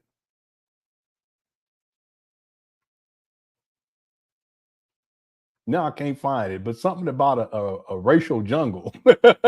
Here, Biden said that he didn't want his kids to. Boy, that's wild. Oh, he was talking about segregation. That's what he was talking about. I don't know. Somebody gonna have to give me the receipt. I'll go look it up. Maybe I can bring it up on another show. Okay, maybe we'll do a show on politics. Y'all want to do it? Hit the one. Okay, but it wouldn't be year round. I'll tell you that right now. Okay. Also, Christian Brown said, "Keep up the great work." Well, thank you so much. Thanks for the super chat too. I appreciate it, and everyone too. Thank you for all the support. I appreciate that as well. I do not take it for granted. And I always thank people. Sometimes I miss people who send in super chats, and I always apologize for that. But most of the time I get to everybody, and I want to thank everyone because I really do appreciate it. Okay. So thanks again, Christian. I appreciate that. Okay, people, there's some ones in here. I mean, we can do it. It's just, it's such a touchy topic, and people tend to get emotional, and I tend to want to be, okay. Yeah. If you can email it to me. I got the videos. I got the 2 videos with the super predators with Biden and, I won't say Kamala Harris. She better not have said nothing like that. And I always forget her name. Hillary Clinton. I have those, and I have them saved. So maybe when we do our first politics show, and maybe I can have guests come on and they can educate me on some of this stuff. I'll pull those up and we can look at those too. Yeah, I think that would be cool. But yeah, information, maybe anything you want to email me to, email me. I appreciate it. Okay, yeah, we can do it. Yeah, I think it would be a great time. It's just I'm so if y'all don't mind, let me just say this. I since I started covering Umar, I've had to deal with so much drama. And I don't have to deal with it as much as I used to. But the thing is that there was a point where I recognized that all of the unnecessary drama, it was really taken away from my quality of life. And one of the things that I've been very careful about is just going back down that road. And I think politics is a very, and I don't mean to say it this way, but it's a very tricky topic because people tend to really get upset and emotional, and they will get angry about it. I don't get it. I mean, I would like to have a rational conversation. Again, I'm not Democrat or Republican. I could probably find out which side I would lean on based upon, what I believe in. But as of right now, I don't consider myself to be either side. But I do know this, that if I came out tomorrow and said I was a Republican, I would get a lot of back. And here comes the drama, and it's unnecessary drama. And I don't want to live that type of life. I want to live a peaceful life. If I come out and I say I'm a Democrat, same thing. Oh, here we go. Now we get to the people who are Republicans, and then I got to deal with all that. So I've always kind of steered clear of these types of topics. Same thing with race. I try to stay off of race, even though I talk about it from time to time. I try to stay off topics dealing with sexual orientation because people tend to get very upset about that. The way I look at it is people live your best life. That's up to you, and I want everyone to be happy.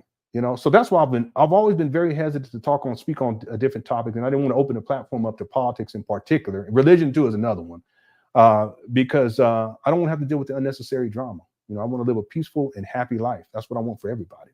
Okay, but that may change. Maybe we will do a show. We can do a show maybe once a week, and we'll keep track of what's happening each week as we go into the presidential elections, and then I'll pull up receipts and we'll take a look at that, and maybe we'll have some guests on it to educate us all about politics. Again, I'm not into politics, never have been. Well, can't say that, but in my later life, years of life, it's just not something that I've engaged in because I've seen so many people. It just turns everything turns sour, and I want to be on the internet to enjoy and have fun, and have some good conversations too. But all that unnecessary drama, that's just not something that I'm too old for it. I really am. I got too many kids for all that. When you have as many kids I have, you ain't trying to do all that. Okay. Black Wolf says, I don't know about politics, but I did cash them COVID. I cashed 2 of them. The other one they said I didn't qualify for because by that time I was making too much money. That I'm telling y'all, that tax creep ain't no joke. And then the second one that I got, I didn't qualify for the third one. I ended up getting a letter. They said I had to pay it back. I said, damn. I would qualify there, I'll tell you that, but let me be quiet. I say, I don't know about politics, but I did cash them COVID checks. I'm not surprised of anything that politicians say about Black folks. Can we agree Black people in... Oh my God, why? Don't say that. Don't do that. Don't do that. Now, that's a topic for a whole nother time, Black Wolf, okay? All right, wow. Thanks for the super chat. And SOB says, calling women emotional is such a cop-out. Men are just as emotional as women, but because men express it differently than women, it's seen as valid. Yeah, you're absolutely right about that. Umar is one of the most emotional people I've ever seen. And to be his age and to have, and see, the thing is, it's one thing to be emotional because we're all emotional, we're all human beings.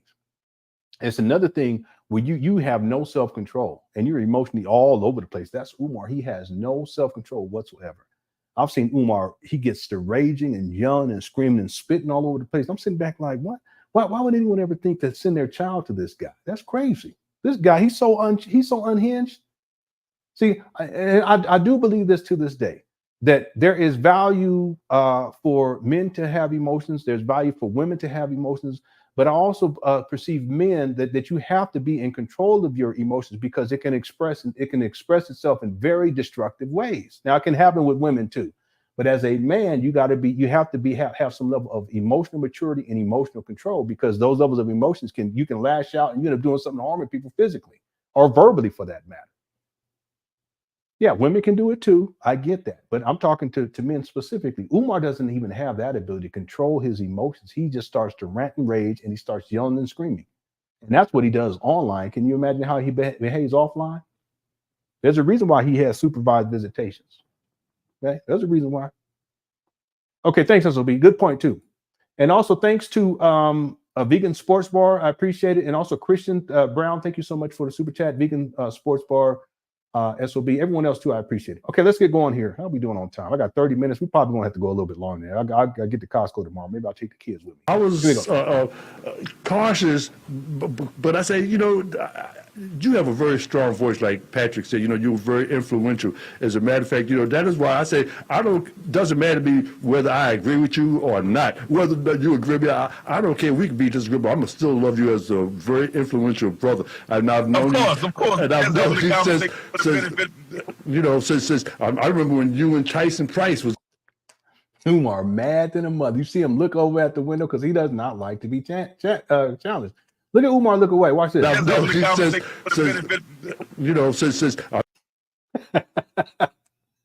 See, SOB? We were just talking about it. Look at Umar. You see this?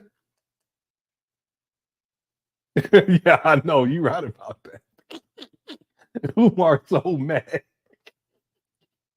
He working on it. Give him some time, Black. Come on now. We got to support the brother. Give him some time. I don't know. He probably retired by now. He's I mean, this guy. Anyway. He helped Moses with the ark, everything. Yeah, we was getting them the two snakes together. We was getting the raccoons. We had a female and a male raccoon. We got them on that ship, and then I remember when you and Tyson. We got a female rock and a male. We put them on the ark, family. Price was just coming up, and I said, these brothers got a lot to say, and I still to this day want to hear what you got to say, and I don't care if I agree with you or not. But we have a caller on the phone line from Germany. We have Rick wants to chime in on the conversation. How you doing, fellas? Good. Good day, Dr. Umar. Peace and love. I got a simple question for you. Here we go. Kamala Harris sponsor or help put together an anti-lynching law while she was a senator? The first anti-lynching bill in American history Umar don't know. He don't know. That was approved by the federal government was passed a few months ago while Kamala Harris was the vice president. There was no anti-lynching bill in American history that existed before that one got passed. So, but answer the question though. See this? Always, whenever these charlatans, these scam artists, always when they're asked the question, always at the end when they're done, say, did he answer the question? If you're saying, did she, get us an anti-lynching bill while she was whatever she was before she came to the White House? Absolutely not. We just got the first anti-lynching bill in the history of this country, which is weak, very soft, doesn't really hold anybody accountable. And we got that a few months ago under President Biden and Vice President Harris. Did he answer the question? And then he also says, whatever she was, shouldn't you know that as a political scientist? Whatever she was before. But the other thing is that, did she participate in that process at all? But then you also notice what he does is he says it was weak and blah, blah, blah. He's a shit talker. That's all Umar do. I'm not going to say does. That's all he do, family, is he shit talks. And he talks shit about Biden. He talks shit about Kamala Harris. He talks shit about Trump. He talks shit about Mike Tyson. He talks shit about Kunta Kinte. He talks shit about SWV. He talks shit about BDP. He talks shit about FDMG. I mean, this guy is a professional shit. That's all he do. And if at the end of the day you say, well, did he answer the question? The answer is no, he didn't answer the question. He sounds like a politician himself. That's all he do. Okay? And he never wants to give people credit. See, Kamala Harris, whatever y'all may think, she's an accomplished woman. I saw some pictures, not that it mattered, but I saw some of them old pictures. I said she looked like she at the club. It don't matter. That part don't matter. Okay, I'm just saying that she was a cutie pie back in the day. All right. But setting aside anyway, the freak of the week, isn't that what we used to call it, the freak of the week? Setting that aside, she's a highly intelligent, she's an accomplished woman. But Umar can't acknowledge that. Same thing with Michelle Obama. Have you ever listened to this woman talk? I said she's highly intelligent, highly articulate. She's the finest first lady ever.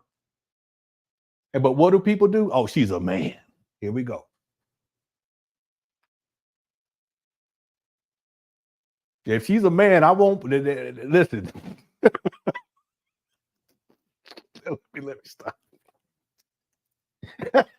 Let me stop. Because then y'all take a clip and y'all put it online and send it out. Sound like it's freak off time. We ain't gonna do that.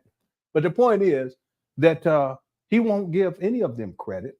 And he won't, and it's not just the women, but the men too. He won't give anybody credit for anything, but that's because he's a loser. See, a loser in life, they feel as if they're so superior and better than everybody else, but for all intents and purposes, he's a loser. He's homeless right now, literally. So what does he do? He disparages people, and he don't want to give them credit for anything. See, listen, do I give Umar credit when he does good? Yes. But most of the time, he out there fucking up. So I just call him out on that's what it is.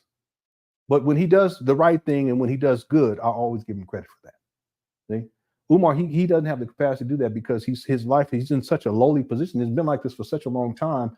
And yet when he brings up anybody, he can't even speak positive words. And throughout all this, all he does is he's a shit talker. He's a professional shit talker. And that's why these shows and no disrespect, but what's the show? The Art of Dialogue. That's why they have him on there, because he's a shit talker.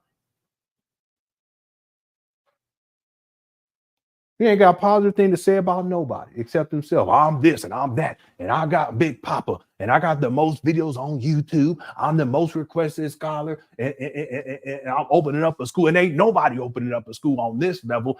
There's not one school. Yeah, because you ain't done it either. Clown, so cut it out. That's why they have him on these shows. Because he's a shit talker. And shit talkers, they get views. Anyway, let's get moving here. Thank you.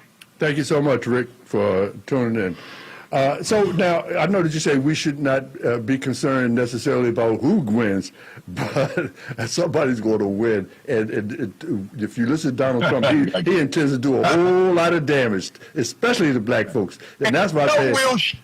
Well, maybe she will.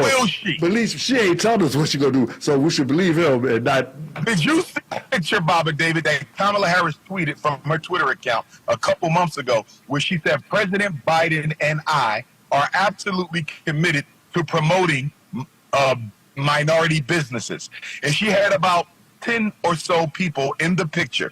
This is a tweet from her account a couple months ago. I'm going to text you the picture. Okay. And she said, the president and I are absolutely committed to supporting minority businesses, right? Something to that effect. And guess what, Baba? There was about 10 people in the picture. Not a single black person in this picture of minority businesses. She already told you she ain't thinking about no black folks. She even told us over and over and over again. She not thinking. Okay, wait a minute. I don't get this. First of all, does that, just because she takes a picture and there's no black people in it, that means that she doesn't support black business? What are you talking about? I'm sure I can find a picture on these internets where she's with black people and she's supportive. I'm sure I can find that. What are you talking about, Umar? But here's the other thing. Why should it matter?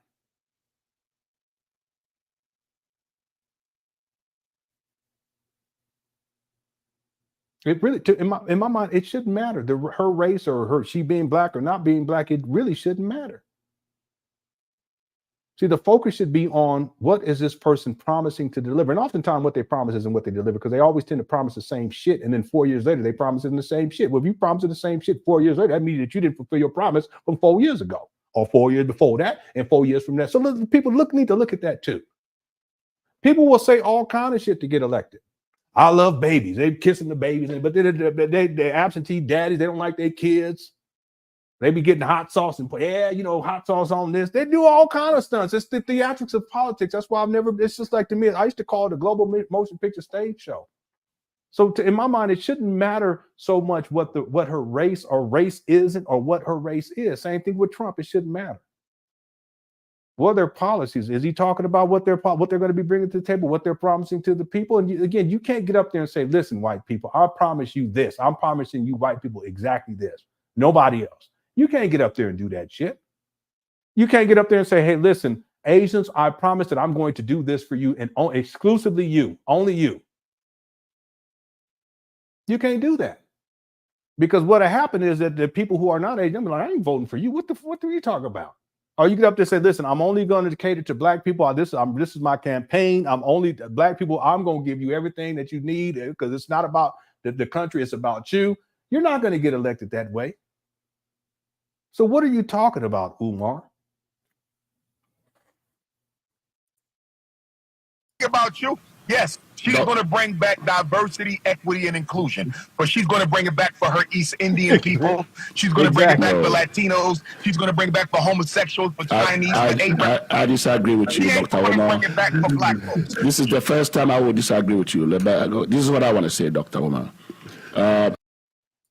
Say, and Lenon, why has Umar called my pastor all the way in Iowa saying he's interested in doing some programming? I'm waiting for us to give us the updates, or maybe waiting for your pastor to give update. Umar to give. What is this about? I haven't heard about this. Why has Umar called my pastor all the way? Well, he probably is looking for a place to talk, and he likes to go to black churches, even though he talks very poorly about black churches and black pastors. That's one of his main targets. He targets athletes and entertainers, LeBron James. I mean, I can pull up a whole list. I mean, I have a whole list of all the black male athletes and entertainers that Umar has attacked over the years. But he's gone after women too, but he's also, one of his main targets is the black church. See?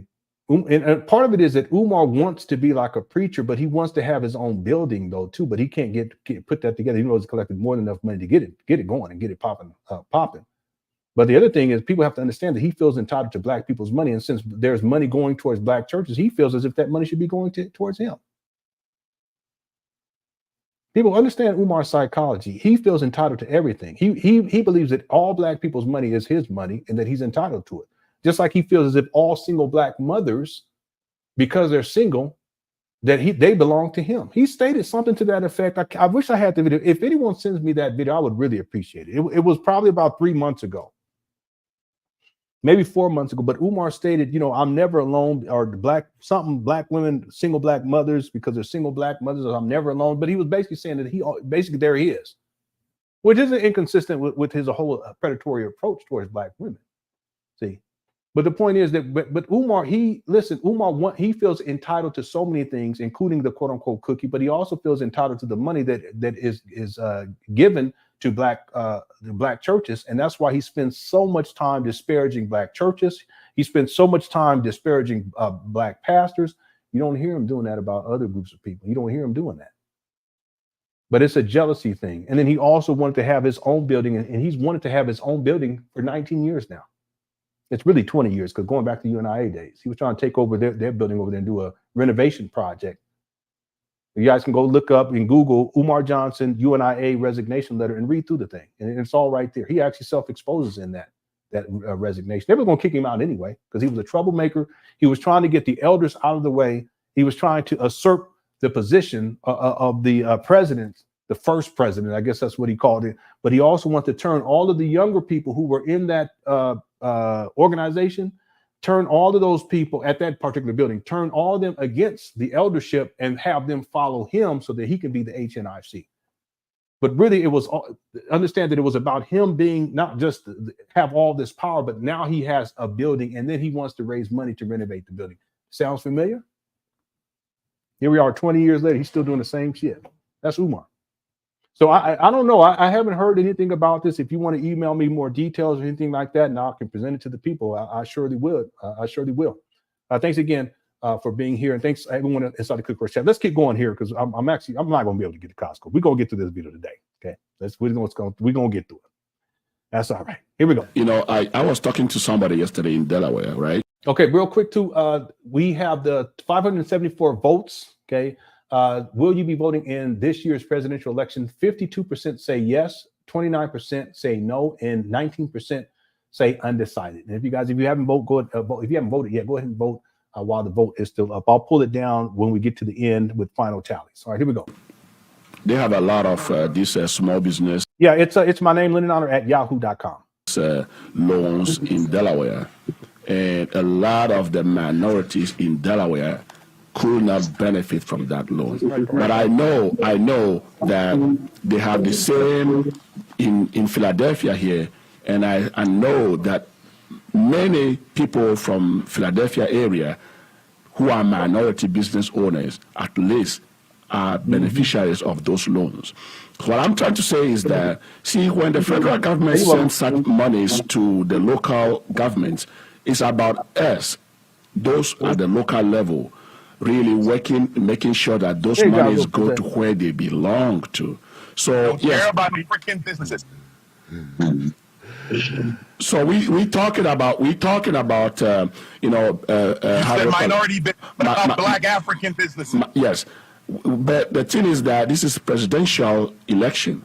But the issue too is that what are we, the local governments, actually local leaders, doing to make sure that when we get those monies, we are actually sending those monies to where they belong to? I don't know. Are you aware minority anything that's not black? Are you aware that minority includes anything that's? Oh yes, yes. It's not only about color. Women. I know it's not only about color. Mm-hmm. Yes, I know that it's not only about color. You know, it's about the other than white. Yes, yeah. So it could be anybody. Are you aware of that? Yes, I'm aware of that. Yeah, but let's be clear. White is not about color either. People, let's be clear about this. I've seen white people who have darker skin tone than some black people who have really, really light skin, but those black people aren't considered to be white. So it's because that's what I'm saying. It's a social construct. It's a social status. And over the decades, different people who weren't considered to be white, they're considered to be white. Italians as an example. Jews as another example. Okay? So no, when people say white, it's a social status. Anyway. When you say minority businesses, right, do you realize that they can give support to minority businesses and not a single black person gets anything? You do realize that, right? Yes, for sure. It's happening. We need to qualify our demands as American African people, not as minorities. Stop letting Kamala Harris and Joe Biden and the Democratic machine lump us in with all non-white people, because those other non-white people cannot stand black people any more than Caucasians. We are not minorities. We are not people of color. We are the American Africans who built this country, and we should be treated as a separate, unique, and distinct group of people as they do when they deal with Native American affairs. Ask Kamala Harris, is she going to create a department of American African affairs? Ask her that. If she says she will, I might vote for her. Tell her. American African, he all over the place. Yeah, but see, he's not asking the same thing from Trump. What's going on here? I think he's here to disparage Kamala Harris. That's really what it is. To create a presidential cabinet level position for American African affairs with a federal director whose job is to look after the best interests of the American African people. Ask her if she's willing to do that. I promise you she won't. Well, you know what? I agree with most of the things that you say, but and listen, there ain't nothing wrong with being African. My great grandfather was from Africa. And then, of course, I got African. What was this? This was probably, I can go look it up. It's 6 generations down the line, 6 or 7 generations down the line, where I have an ancestor who was a slave. And the slave master, she had kids by the slave master, and then the lineage comes down. I think it's 6 or 7, might be 8 generations down the line. But no, I'm not African. I'm not. And I have an African ancestry. Again, like I said, and I remember my great grandfather too. He was from Africa. But Umar, anyway, he's all over the place. And someone asked, why is Umar so angry? Well, he's angry. Well, he's in general, he's angry. He's an angry person. But he's angry here because he's normally, let me explain something to y'all. Normally, Father David agrees with everything Umar says, but not here. Father David is clear to me that he's going to vote, and he's going to be voting for Kamala Harris. Umar, on the other hand, it's more about power and control. He doesn't think that black people should be voting at all. That's where he's coming from. And then the African brother, it sounds like he's saying, yeah, we should be voting, and we should be voting for Kamala Harris. But the thing is that I think a lot of it, the voting, the perspective on voting is based upon race, because Kamala Harris is black, or maybe black, or is kind of black, and I'm going to vote for her. That shouldn't matter. It shouldn't matter that she's a woman. It shouldn't matter her skin color. None of that should matter. But the point is that with Umar, because they're not going along with his narrative of not voting, he gets more and more and more agitated. He starts yelling more and more, and he doesn't want to hear it. That's how Umar is. I can give an example of that over and over again. He always behaves like that. But I don't hear you saying ask Donald Trump nothing. You say, you keep saying, No, the same thing, Papa, the same thing. You saying now it's the same thing, but in your presentation, it seems to be anti-Kamala. Both ways. No, sir, that is incorrect. Okay, and I agree. Ask both of them, but most black people are not. No, you didn't say both of them. You didn't say both. You were talking about Kamala Harris, bro. That's what you said. That's why I pointed it out. Now you flipping the script. Cut it out. Thinking about Donald Trump. They're thinking about voting for Kamala Harris. But what I hear is, get the questions. But what I hear is you. In fact, we have somebody that always said that Dr. Umar is just a black. And someone, AD, thank you so much, sent me an email, and it shows Biden's history of getting away with racist remarks. Oh my God, Biden, the racial jungle. All right, I'll make a commitment. Well, let me not make a commitment now, but I'm strongly leaning towards doing a show on politics, but I'm gonna need y'all's help, because it's just not my cup of tea. Maybe I'll find some people who are more knowledgeable, and they can help to educate me and help to educate other people, and then we can get in conversations about us. But we can talk Biden, we can talk Kamala Harris, we can talk Trump, we can even talk Barack Obama. Umar hates Barack Obama with a passion. He hates Barack Obama. Anyway, here we go. Female basher, and I said that definitely is not true. He is uphold the integrity of black women. That's just I've known them. She identify as black. I can show you 5 interviews of Kamala Harris being called South Asian, and well, what would you consider her to be? She doesn't once correct the interview. What do you consider her to be? I'm not only South Asian, I'm also Jamaican African, or Jamaican American, or American African. She is a proud Southeast Indian woman. She has a right to be a proud Southeast Indian woman, and nobody's going to manipulate my emotions or my consciousness to vote for a black woman who's only black when it benefits her. And I'm not voting for Donald Trump either, because he ain't got nothing on my plate. How you going to pass Umar hungry Hispanic Prosperity Initiative at the end of the George Floyd protest? That was the insult to every American African. By the way, Hispanic is not a race either. Here we go. Donald Trump executed approximately 13 people while he was president of these United States. It was the most federal death warrants signed since slavery. And 5 of them were black men whose death warrants Donald Trump signed in the final days of his presidency. Yeah, but he also exonerated. What do they call that? Not exonerated. What's the term? I just slipped my mind. There were quite a few black people who had been they had went to trial and were convicted of certain crimes. And Donald Trump, what is the term? I just forgot the term. He wiped it clean. Anyway. So what are you talking about, Umar? After Joe Biden was already elected. Yeah, I'm sorry. I'm telling you, I'm getting older, so I'll be like, I couldn't even remember Hillary Clinton's name earlier. Just be like, yeah, you know, and but it'd be right there, you know, be right there. But I could see it in my head, but I'll be like, wait a minute, yeah, it's pardon, okay, pardon me, everyone. All right, I apologize. He pardoned a gang of black people, or clemency. No, I think it's a pardon. Yeah.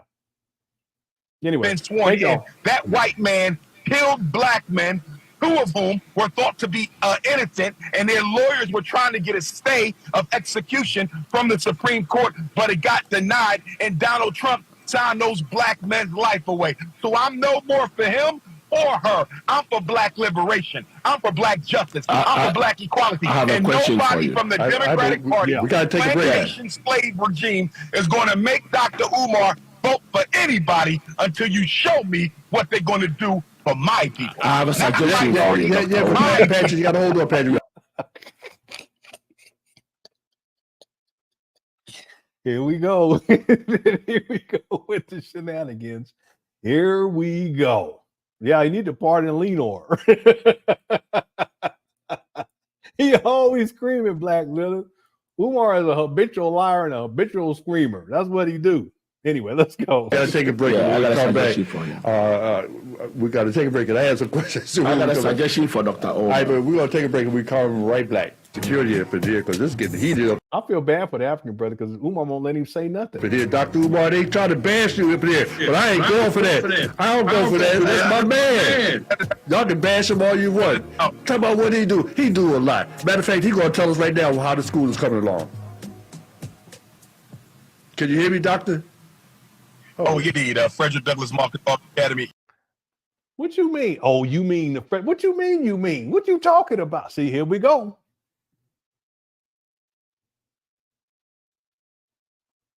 Here we go. See, Father David, he's a trickster.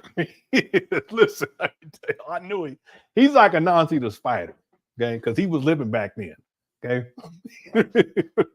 He trained a Nazi family, okay? He's a trickster.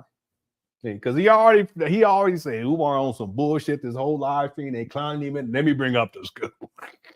He's like, listen, fuck all that. What about the school? Umar like, oh, you mean the school? Yeah. What else do you think he means? See, Umar don't want to talk about that. I told y'all in part 1 of this. Make sure you check it out when you got. I told y'all that Umar don't like people to bring up this trap. He said, "Oh no, we don't go there. We don't talk about that. No, sir." He don't like people bringing up the bandos these days. Back then, he loved talking about it because that money was coming in.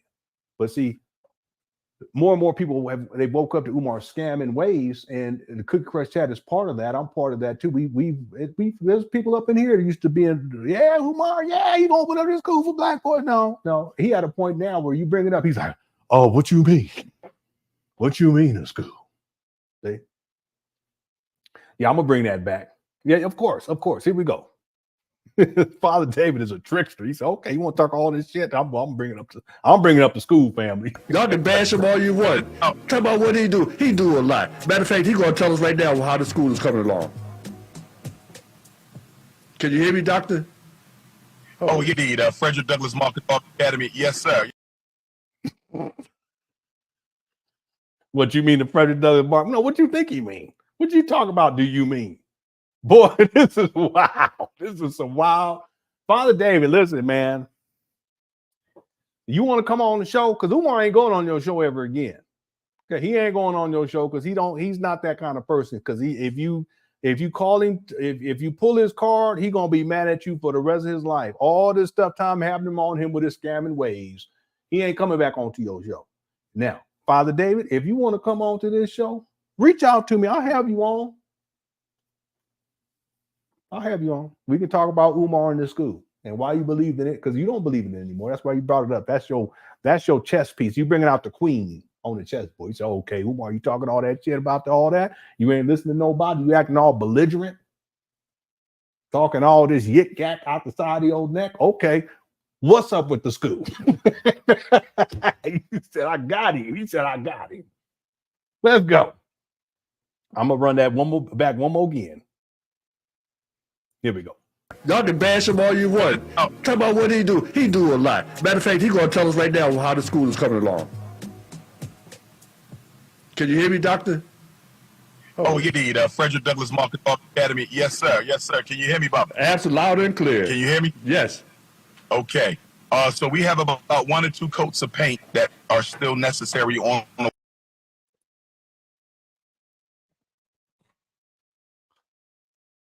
Tired of your shit. You don't never finish nothing. I think you better call Lenon.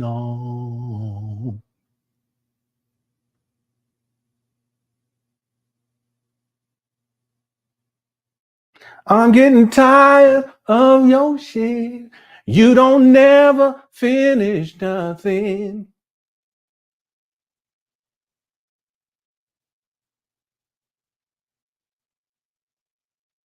I'm tired of it. Y'all know about that. But I'm really tired. I'm just tired of it. Now Umar says that he needs 2 more coats, 1 or 2. What is it? Which one is it? I don't. What are we talking about here? Is it 1 coat? Is it 2? I'm so tired of it. It has to stop at some point. It has to stop. This can't go on forever. Umar talking about 1 or 2 coats of, what are you talking about? I got to paint my daughter's wall over here. I got her a nice desk, set her up. I want to get her a little couch so she could have a little area over there, back in that little cut right there. But I need to paint that. I already got the paint and the roller and all that. I'm gonna do it this week, this month. This guy said he needs another 1 or 2 coats. He didn't say 1. He said 1 or 2. That's Umar. Umar said, "Who, me?"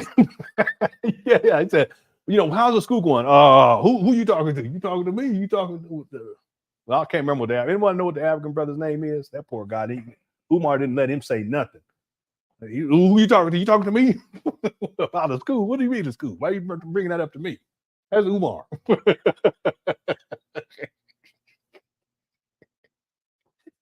Who, me? His eyes start blinking and shit. I wish they showed the video of Umar's reaction, but they don't show the video. It would have been hilarious. Thanks, Tata. Go to chat. Also, Vegan Sports says that Lenon, it took Michelangelo 4 years to paint the. yeah. So I'm spitting. I apologize. I'll spit. Listen, someone brought that up before, and I was like, no, it didn't. I looked it up, and it's true.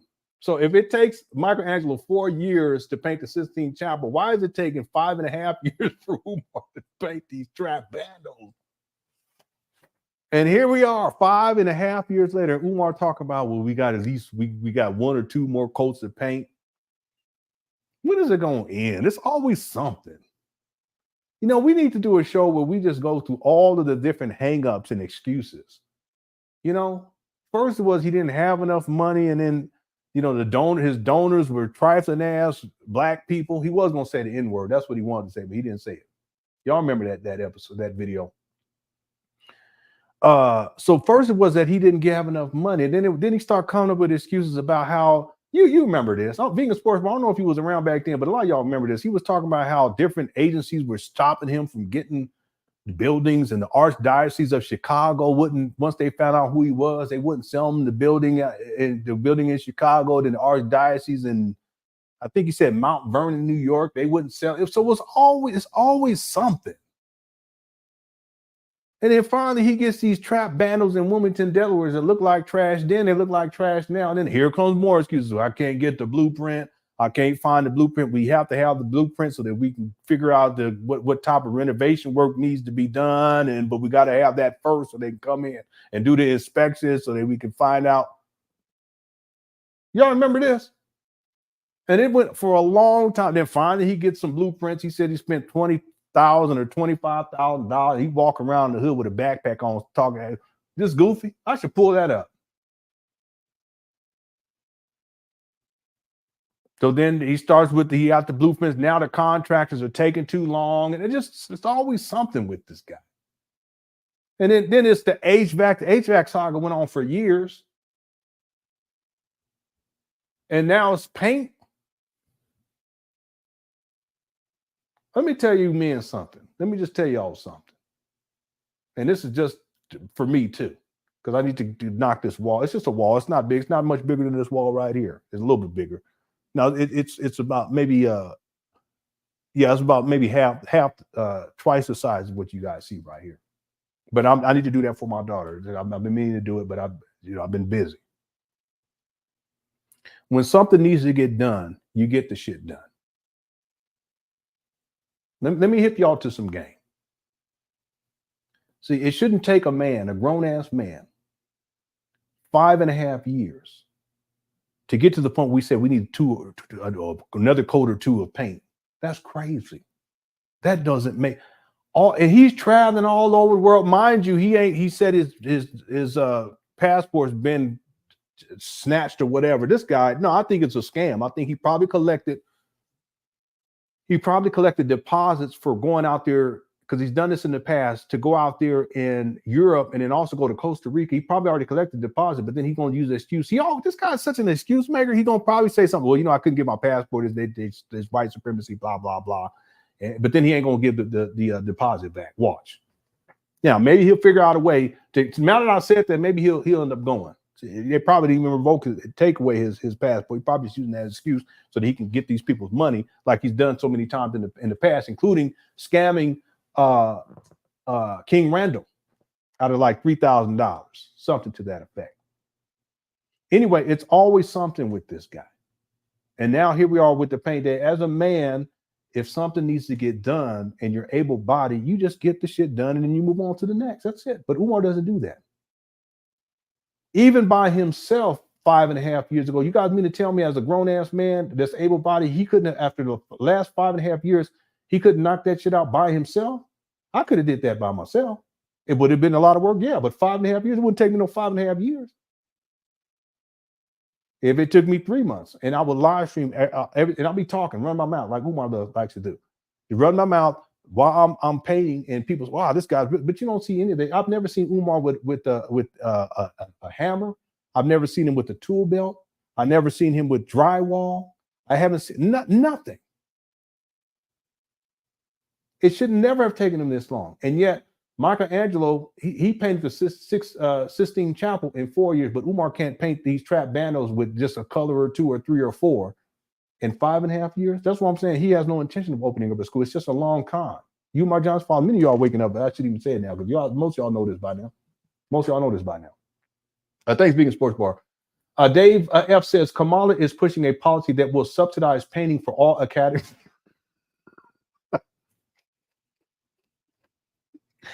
I thought you were being serious because I'm trying to learn now, right? But here we go. Dave says Kamala is pushing a policy that will subsidize painting for all academies for black. What do you mean all academies for black boys? You can't have an academy for all black boys exclusively. Well, this is crazy. And it just brings that to mind. That's why Umar hates him so much. What? Wouldn't he love her because it was going to be subsidized? I don't know. No, the way I look at this, Dave, is that he hates her because if it's subsidized, he can't use that as an excuse anymore. See, that's how I look at this. I really thought you were about to give me some policy information, and I would appreciate it. Okay, educate me. But no, here we go. Thanks, Dave. I appreciate that. Hey, post super chat. And then Black Wolf says, Lenon, he keeps painting because the mold starts to come through the paint. No, it does. So he paints more over it, never-ending paint days. A mold will come through the paint. Did you guys know that? Hit the one. See, there's a process, and it's called, and it's intensive. It's called mold remediation. And I kid you not, they will have people come in with hazmat suits on. I kid you not. It's serious. Anyone know what I'm talking about? Hit the one. See, mold can kill people. And if not kill you, it can definitely compromise your health. Did you guys know that? You got to be very careful with the mold situation. And yes, there's mold. I remember, Black Wolf, you remember this. I think they were doing, it wasn't a paint day. They were preparing for a paint day in the gym, in the small gym. Mind you, Umar hasn't showed that small gym in years. Yeah, it's been years, maybe a year and a half. So let me not overstate that. Year and a half, maybe two. That's telling in and of itself. That was one of the delays too, by the way, Black. Was the whole he's trying to get an office set up inside of the small gym, and we got to get the HVAC in the small gym, which is totally separate from the other building. But that's not here or there. The point is that there was a video, and I think they were cleaning up in the gym, and they were, I think that's the video where the woman talks about the Binky, the bando bird, the bird that had died in there, and the woman picked it up. Umar didn't pick it up, the woman picked it up. And I think that's also the video where there's a woman that says that you shouldn't be mixing bleach and Fabuloso. And that's crazy because it's toxic, and they didn't have any ventilation. They had one door open on the other side of that small gym, and they're basically putting Fabuloso and bleach all on the ground, no mask or anything like that. And they're walking by. I think that was that video. If memory serves me correct, I could be wrong. It was such a long time ago. But if that was the video, in that video, there's a guy who's walking, and it's like this corner inside the gym, and he walks by and he says, "There's black mold over there." And Umar, he says something like, "Yeah, we're gonna take care of that."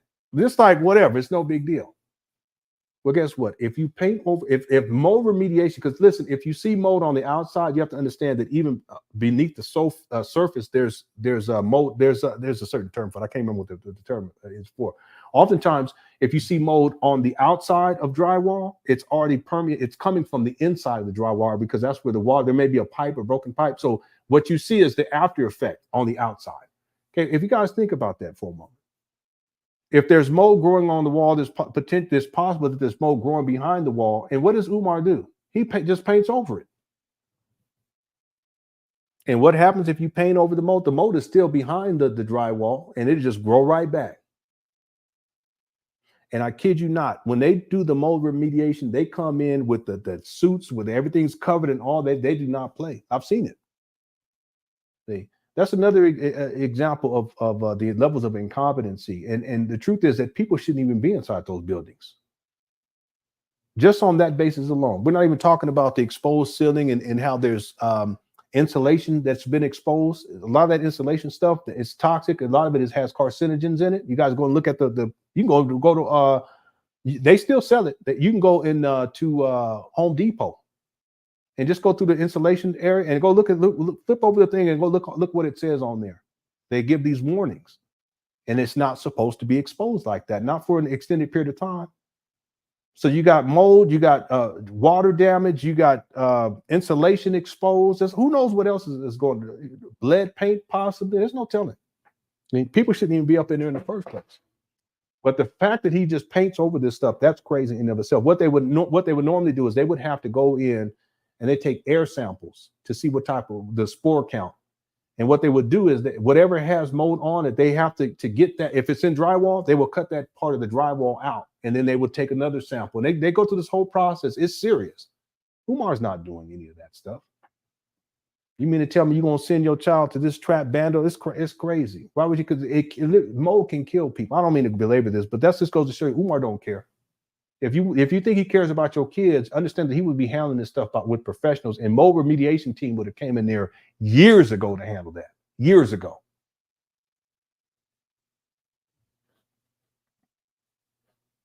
And he's still up here trying to paint. It's crazy. It don't make no sense.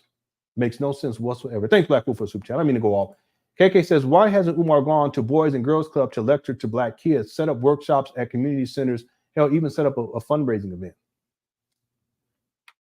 Because he's not about the kids. He's not about the community out there either. He hasn't done anything out there. He's thrown 2 block parties.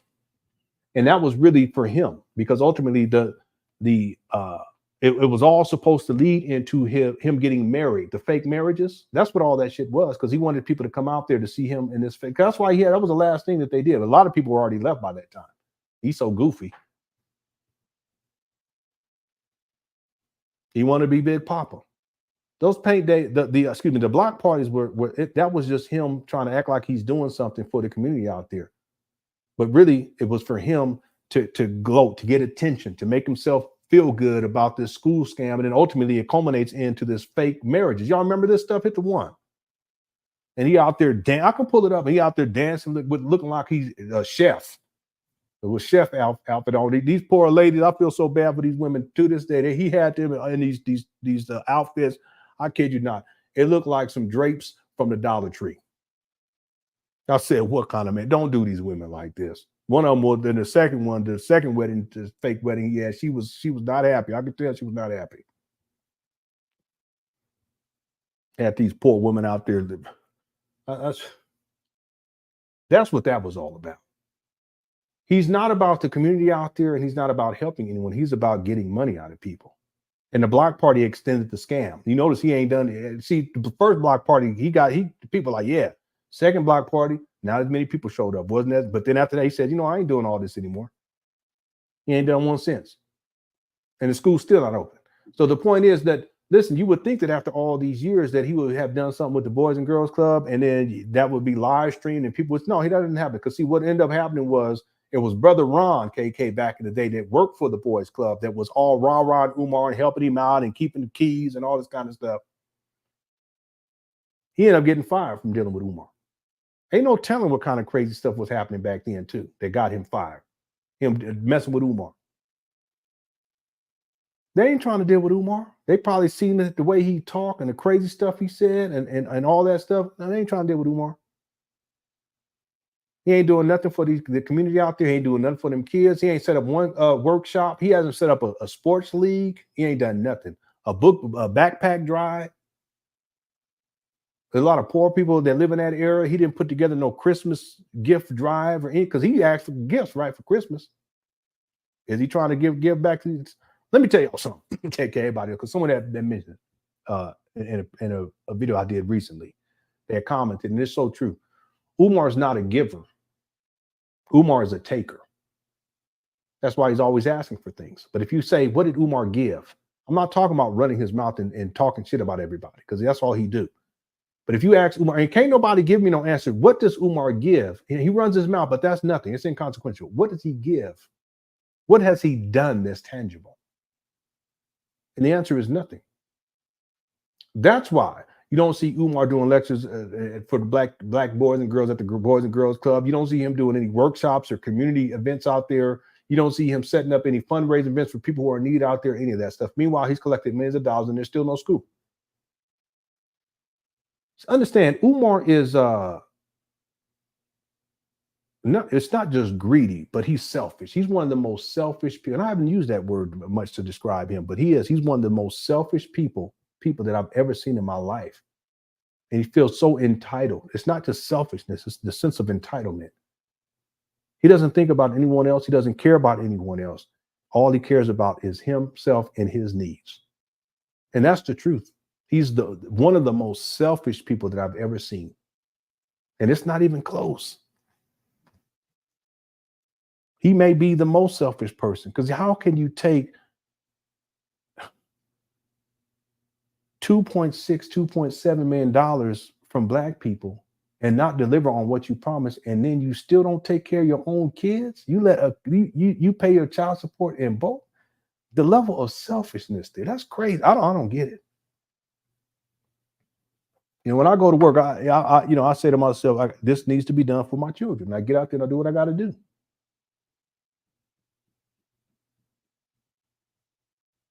Everything revolves around my wife too, but my children mainly. This is, things have to be done, and you have to take care of your kids to the best of your ability. Umar, he's so selfish, he does not even give a shit. But he will keep asking for money. He will keep begging for money. He will keep scamming people for a school that does not exist. And here we are, 5.5 years since he acquired these trap bundles, and there's still not one black child has been educated. It's been 19 years since he conceptualized FDMG, and not one black child has been educated. It's crazy. I don't mean to go all. Thanks, KK, for the super chat. Thanks, Black Wolf. Thanks, Dave. And Vegan Sports Bar. Talk to everyone else. I appreciate it. Okay, we need to close this out. Here we go. And I'll be back on tomorrow during the day. Walls of the classrooms. Once that's done, we have 11 rooms. About 6 of them need tile, and 5 of them need carpet. And Hold on, let me go back. How the school is coming along? Can you hear me, Doctor? Oh, you need Frederick Douglass Market Academy. Yes, sir. Yes, sir. Can you hear me, Bob? Answer loud and clear. Can you hear me? Yes. Okay. So we have about 1 or 2 coats of paint that are still necessary on the walls of the classrooms. Once that's done, we have 11 rooms. About 6 of them need tile and 5 of them need carpet. And with that being said, Baba David, if there's anyone listening to this conversation, here you go. He's gonna start begging. He's gonna ask for things. That's all he do. Let me tell y'all something too, by the way. It was a year ago. Here we go. It was a year ago that Umar announced that renovations were complete.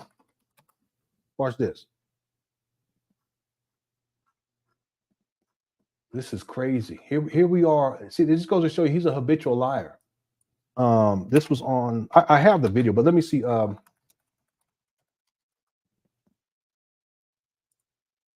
on one second. It should. I think it's exactly. No, I think it was the 4th, but I think it was a year ago.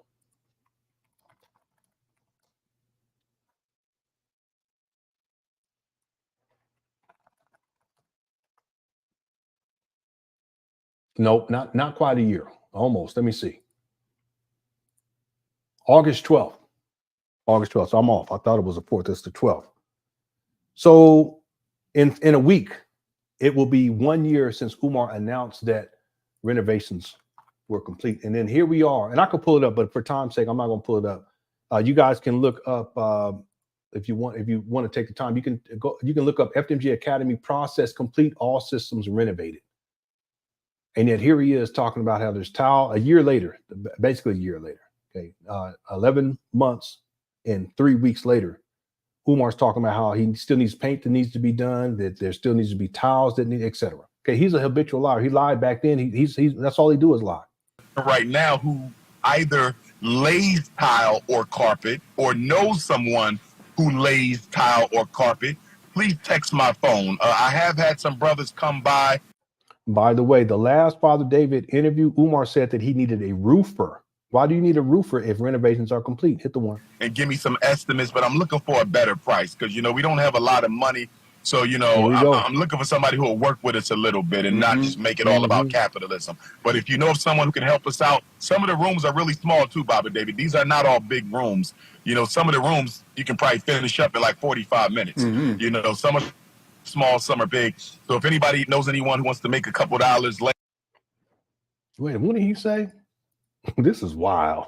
Hold on. Capitalism. But if you know of someone who can help us out, some of the rooms are really small too, Baba David. These are not all big rooms. Some of the rooms you can probably finish up in like 45 minutes. Well, if it only takes 45 minutes, why don't you do it yourself? Even if it takes 2 hours instead. You see what I'm saying with this guy? He's such a lazy lima bean.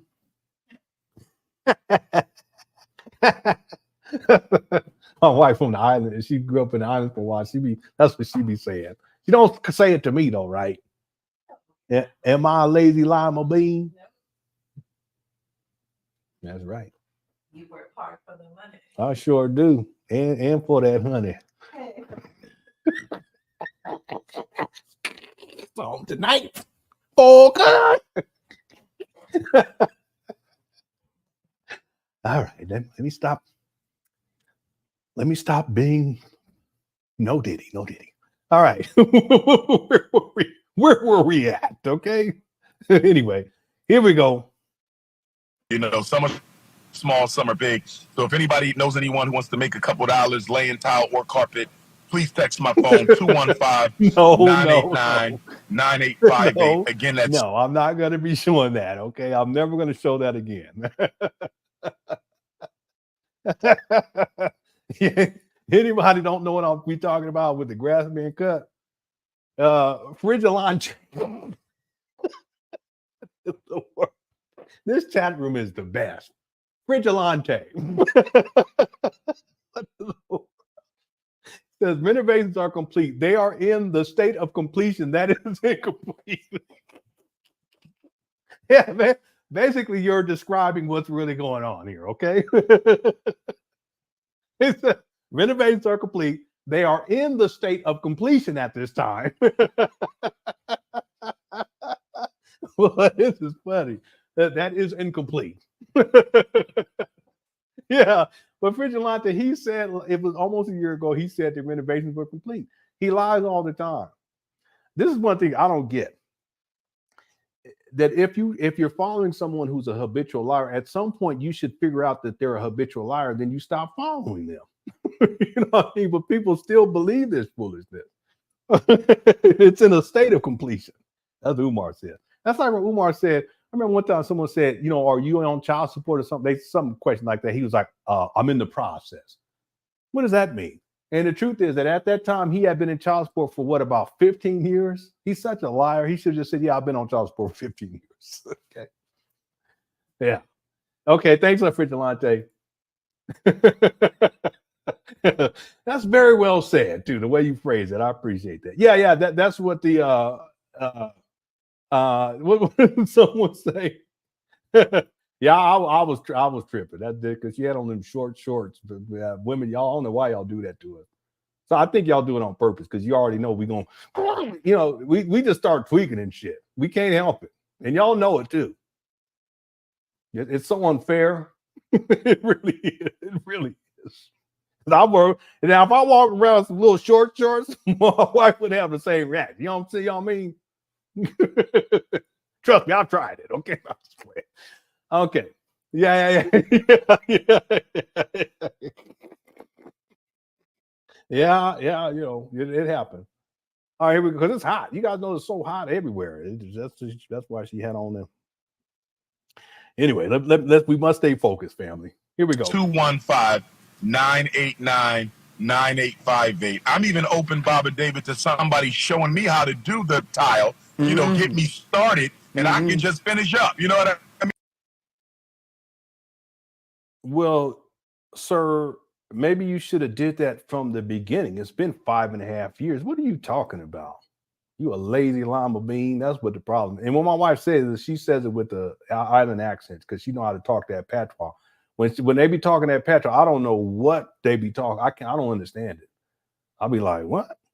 But she knows it. She know how to talk and all that stuff. But that day, whenever she talking, I did activate my sack every time. I don't know what it is. Sometimes I'm making love to her. I say, baby, can you talk a little of that patois? He's like, no. I said, come on, baby, just a couple of words, family, just a couple of words.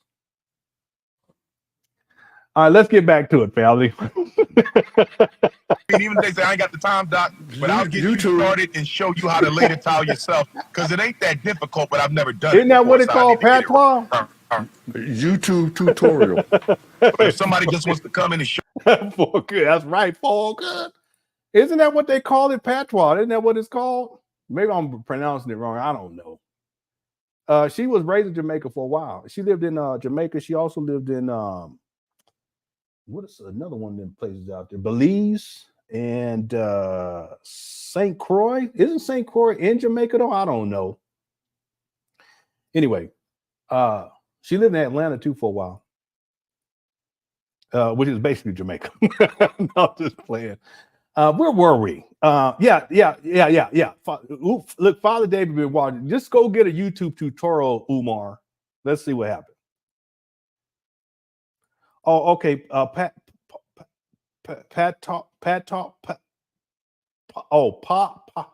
Patois. Isn't that what I said? I thought I said patois. Isn't that maybe I don't know. Oh, okay. He's from St. Croix. Okay, yeah, St. Croix. I think that's different. Then I don't know. I'll go look on the map. Geography is not my strong suit. Anyway, Father David is calling Umar out. He said, "Listen, clown, why don't you go get a YouTube video?" A lot of money, so you know, I'm looking for something. Baby, St. Croix is not in Jamaica, is it? Oh, okay, she said that's the U.S. Virgin Island. St. Croix, St. John, and St. Thomas. St. Croix, St. John, and St. Thomas. That's what she said. Okay.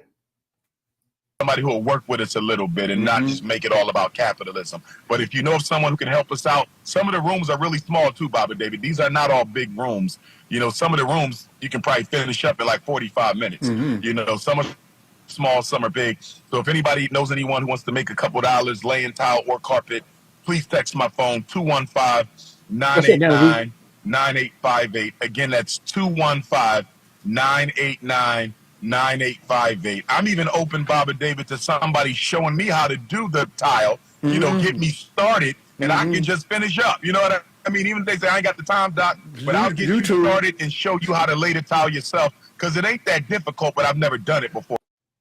Father David was like, YouTube. He right, though. He absolutely right. Why did this thing keep coming up, popping up on here? So I think it's a speaker. So I need to get it right. YouTube tutorial. But if somebody just wants to come in and show me how to do, you know, I'll do it myself. Yes, indeed. I do a lot of stuff.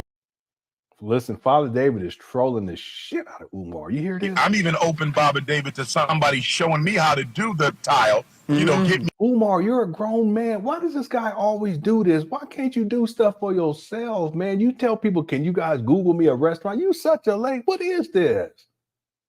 You're almost 50 years old, bro. You about to be 50, but you can't do nothing for yourself, man. Yeah, I don't find this to be perplexing. This guy can't do nothing. And if people stop sending, if his Cash App got shut down, his PayPal, his PO box, this guy would literally be out there on the street inside a cardboard box, because he don't know how to live. He can't provide for himself. That's crazy. And people think he's gonna open up a school. I don't get it. This guy asks for everything. I can't find the toilet paper. Can someone email me where's the toilet paper at inside of this car? Because you know he ain't got no house. It'd be his car. Lenon, have you seen the recent video of Umar hugging and kissing on Suki Hana, where she looks like she's trying to blow him off? I have seen it. I haven't looked into it though, meaning to understand what's the context. So people have been talking about it. We got a lot of catching up to do. So at some point we will get to it. I don't even know if I download it. I probably should download it. Suki Hana. Yeah, I don't know. I don't know if it was. I think it was an event. I don't think it was his event though. Maybe it was. Maybe he was speaking somewhere and she showed up. I don't even know much about her, to be honest with y'all. People were saying that she's a singer, and then people were saying that she does porn or something like that, or that she's OnlyFans or something. Let me say this: that Umar's type, the type that he wants to deal with, is a stripper type. All of this black conscious, and she need to have natural hair, and she need to have on female dashikis. I don't know what they call it, but dashikis for the females. That's bad. I apologize. All of that is just talk. Miss Controversy, you seem like someone who's been around and you got a little street in you. It's just him running game. So his ideal type is the conscious stripper. Y'all remember that? Some of y'all wasn't around back then. His type, the type that he lusts the most for, is the Suki Hana type.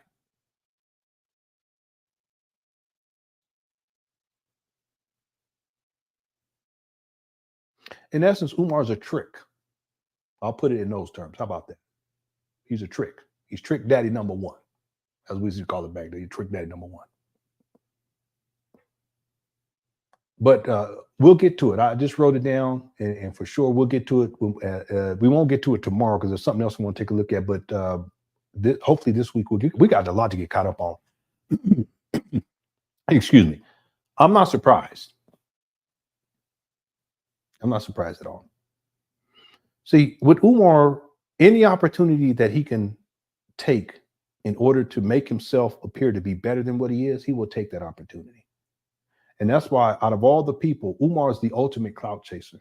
Even him taking shots at Kamala Harris, that's him trying to insert himself into this political discussion, but really all he's doing is disparaging her. One could say, well, if Kamala Harris was a male, would he have the same type of energy? Probably not, but he would still find a way to disparage, just like he did with Barack Obama and Michelle Obama.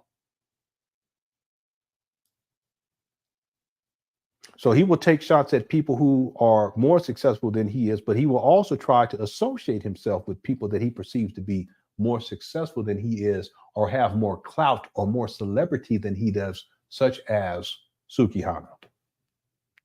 See what I'm saying?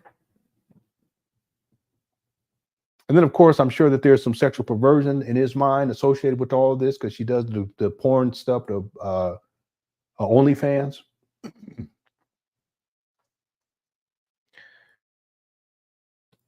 I kid you not. I remember one time Umar said that he was going to set up an OnlyFans page. I'm not making it up. I can't reference the video because I don't remember. I don't think I archived it, but I remember he said he was going to set up an OnlyFans. If you saying that you're going to set up an OnlyFans, then you probably done been on OnlyFans. I ain't never been on OnlyFans. Well, from what I hear, it's mainly for like, you know, porn stuff. Probably pictures though too, but porn stuff. And from what I heard, people, and I don't know this to be true, but they were saying that she's on OnlyFans. She's probably doing that stuff too. But then they also said she's a singer or a rapper. I don't know. But because she has clout and she's popular, at least right now, you know, at a certain point, she should be like, you ain't. Umar, he'll use it as an opportunity to make himself appear to be on that level, I guess, which is not a good look in my opinion anyway. But with Umar, anything he can do, he don't care. But we'll get to it, Miss Controversy. Hope you're doing all right. Thanks for the super chat as well. And let's get back to it. Here we go. He started, and I can just finish up. You know what I mean? Even if they say I ain't got the time, Doc, but I'll get you started and show you how to lay the towel yourself, because it ain't that difficult, but I've never done it before, so I need to get it right. Yeah, there's a older woman. She's almost, I think she's a senior citizen or almost close to being a senior citizen because she was on soft white underbelly, and she was doing like I don't know if you would call it porn videos, but at a certain point, she had a company reach out to her and they were going to help her with her marketing and stuff, and then she went on to OnlyFans and she makes so much money, it was crazy. And she's an older lady. She's probably in her 60s, maybe getting close to 70. And you know, there's men they paid. She'd be making crazy. I said, "Damn, it's crazy." Anyway, let's go. YouTube tutorial. Yeah, she is. If somebody just wants to come in and show me how to do, you know, I'll do it myself. Yes, indeed. I do a lot of stuff around my house. I go to YouTube tutorials and I get a lot of stuff done. Patrick, you say you had. Dang, he is really trolling Umar. You had a question? Oh yeah. I want to have a suggestion for Dr. Omar. Dr. Omar, I always have a lot of respect for you and your influence. Can we actually have a movement? Because I think that with you and with your background, with all your experience, and with your influence in the African community, if we have a movement led by you, we will really create a great platform politically and socially that will benefit our community. Can we have a movement? We got a movement. He has a movement going on right now. It's called the Frederick Douglass Marcus Garvey Academy. How much more can you move to try to move our young people into themselves?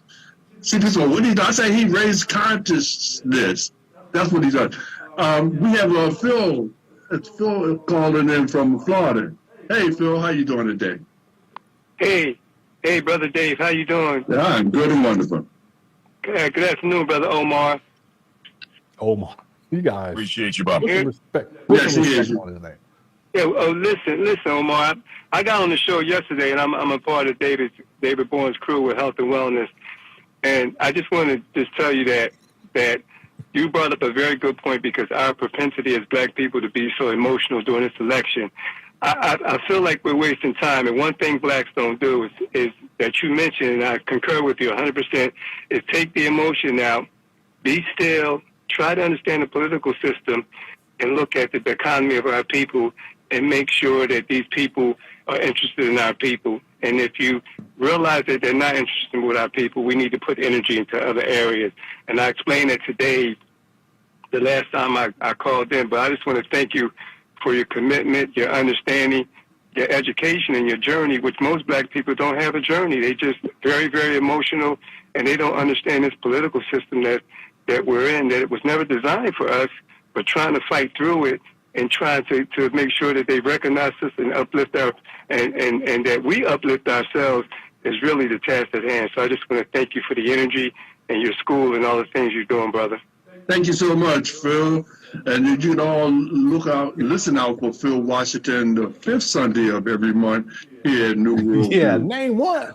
Dr. Johnson, I had a question. So now, if we don't organize in this next 3 months, am I trying to understand you're saying that all black people need to not vote? I would never tell a black person not to vote, and I never have told a black person not to vote. Because you do no harm by voting, but you do a groundswell of good by organizing and voting together as a single community. Mm-hmm. So black people are going to do what we've done the past 14 presidential elections. We're going to go out and vote our heart and vote our minds and vote our emotions. And whoever gets in office will not have to be accountable to us because we did not require them to be so before we cast our vote. I agree. Wow, we can't do this in 3 months. Like you said, all things are possible. You're supposed to have I agree with that. But still, we need to organize long before the election and make specific demands.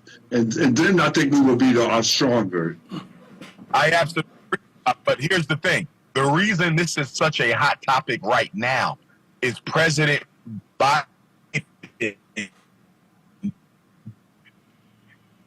did something that I don't think he withdrew his candidacy as president of the United States for a second term just before the Democratic National Convention and only a few months before the next presidential election. Here we go. We haven't seen that happen in our lifetime, and it may have been the first time it happened at all. Most black people were absolutely disinterested in the next election when their options were limited to former President Trump and current, justifiably so, because neither one of those Caucasians did anything for black people with their 4 years. But it's understand that calling quote unquote white people Caucasian, it's not a term of endearment, Umar. It's really to disparage white people.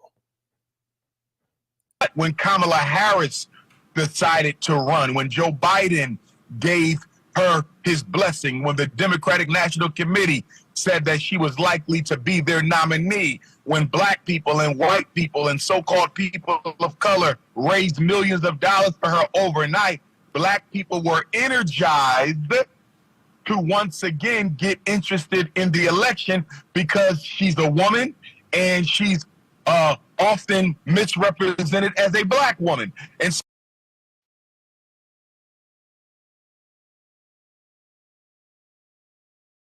him taking a shot. Why would it matter that she's a woman? Only see Umar, he brings it up because listen, Umar, he's a trip. This is what you call projecting. He wants it to seem as if it's about other people seeing her as a woman, and that's why they're supportive. That's why they no. It's really he sees her as a woman, and for whatever reason in his mind, it detracts from her legitimacy as a candidate. But then you take it a step forward, a step further. He also seeks to discredit her because she's quote unquote not black, even though she might be black or she can be black, but she's only black when she wants to be black for political reasons. But all it is to detract from her as a person. That's the one thing about politics. It's like a lot of times it's not about the person. It's about a belief system that a person may have. And I'm talking about the person who is assessing someone like Kamala Harris or Donald Trump.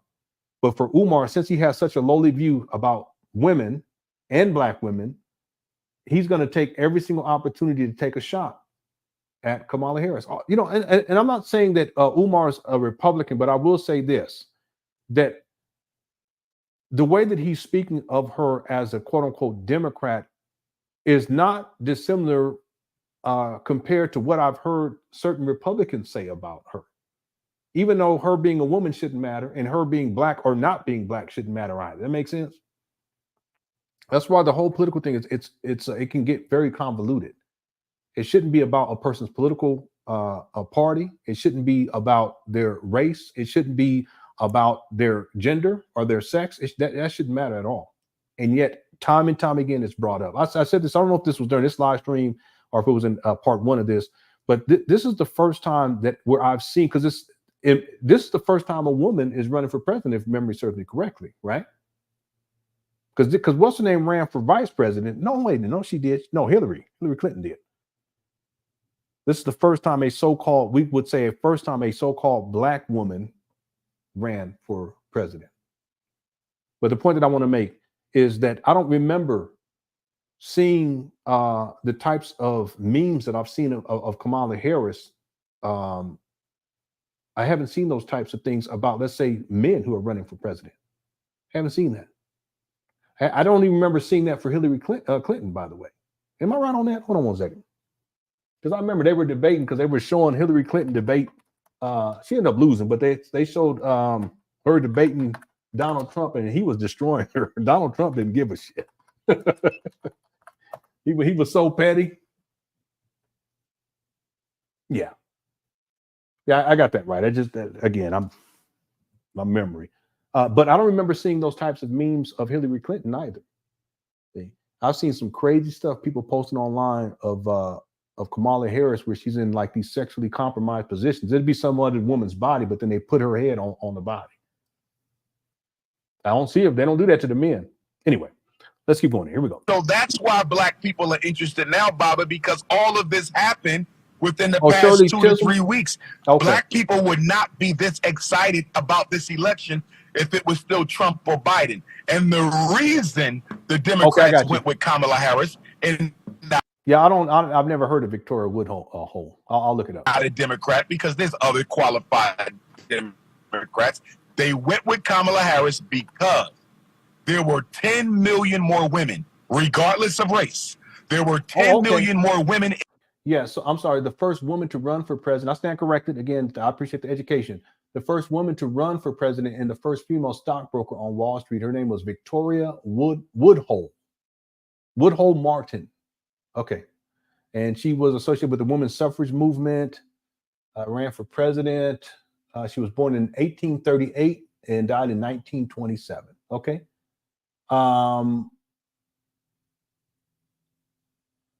Yeah, she was down too because her spouse was James Blood.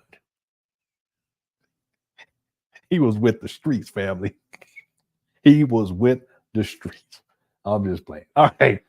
Thanks for the correction and thanks for the education. I appreciate it. The lady says, I bet Omar has never tried to speak. Let me tell y'all something. Umar, I'm telling you, Umar, and I don't want to demean anyone, but Umar steers clear of intellectuals. He still steers clear of people who have critical thinking skills too.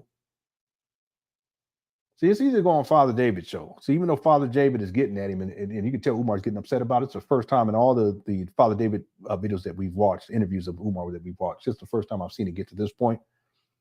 But Umar, he does not associate with himself with people who are critical thinkers, who have any level of intellect that could challenge him on anything. He hates being challenged. It's the narcissism. He thinks he knows the answer to everything. You can ask Umar a question and he may not even know the answer, but he'll come up with something. So the point of the lady is that Umar, he wouldn't try. He would never try. Same thing with Barack Obama. I've heard him say things like, I think we need to meet with such and such. Umar would never do that because he knows that if he sat down with someone who had proper intellectual process and someone who has a high level of intellect, that Umar, he would be outmatched. See, Umar's strategy is to use words. It's like running his mouth to confuse people, to make people, it makes it appear as if he's intelligent. It reminds me of that character from back in the day on Living Color. Oswald Bates, and he just be talking. And it's like, what is this guy talking about? You know who else who used to do that? Polite used to do that too. And you listen to this guy, like this guy, he ain't even talking about nothing, but he uses words to make himself appear to be intelligent. But if you really listen to him, he ain't saying shit. Well, that's Umar. So he steers clear of people who have proper intellectual process, who have critical thinking skills, and whose intellect far surpasses his own. See, really, Umar's level of intellect, it's really street level. It really is. It's just that he has the gift of gab, and then he has degrees to make himself appear as if he's superior to everybody else. But if you guys look at him in terms of his intellect and what it has gotten him in life, he's homeless. He's just basically a street dude who's out there struggling, but he has managed to get money out of people online, and he get on your Cash App, get on your PayPal. He's not dealing with people who are of high intellect and who are progressed in life. He's not dealing with those people. And most of those people who were around back in the day when they used to dress in suits and they would come out to, there were professionals that used to go out to listen to Umar back in the day. The venues would be packed, and it's not these little rinky-dink, small little chicken shack places that he does now. You guys go back far enough, there would be people standing at the walls listening to this guy, people dressed in suits and everything, professionals. But at a certain point, they realized that this guy was nothing more than a charlatan. Those people aren't around anymore. So he doesn't even associate with people who are high functioning on that level. He doesn't. See, he sticks to the rivers and the lakes that he's used to. He ain't chasing no waterfalls. He can't. Hard to chase waterfalls when you're a homeless beggar. So yeah, the idea of him speaking to Kamala or him speaking to Barack Obama or anyone on that level, there's no way. He wouldn't even put himself in that position.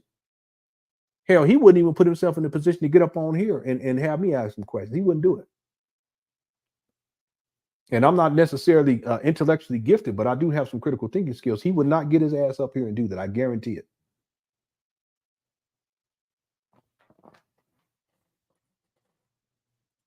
Thanks, Lake, for super chat. Let's go. We need to finish this up. Well, I didn't mean this takes so long. I'll be running my mouth too much. I'll start sound like Umar. Here we go. In America, registered to vote banned men during the last midterm. So the Democrats are hoping that Kamala Harris, being a woman and being black and being so-called person of color, that she will be able to attract to the Democratic Party the lion's share of those 10 million women who outnumber men in the next election. Yeah, we could do that because I'm going to be live streaming tomorrow during the day. We could break this up into two. Let's see how it goes. No, I'm trying not to, though, lady. I'm really trying not to. That's why they're putting her out front. All right, we have Cynthia on the phone line, but before we go to Cynthia, I want to reiterate again that you Cynthia appear to have a lot of negative things to say about Kamala, but I don't hear you. Here we go. After this, Cynthia G gonna call in too. Oh shit. That's if I could create a situation where Umar does marry two queens, one of them would be Cynthia G. The other one would be Jaguar Wright. Boy, if I got that would be something that's big. Oh, Jaguar Wright and Umar remind me so much of each other. But here we go. Say about Kamala, but I don't hear you say a lot of negative things about Donald Trump. We could talk about Trump if you want. I don't want to talk negatively about anybody. No, but what I'm saying is, listen, I'm a Pan Africanist. I'm not loyal to no Caucasians or East Indians. I'm loyal to African liberation.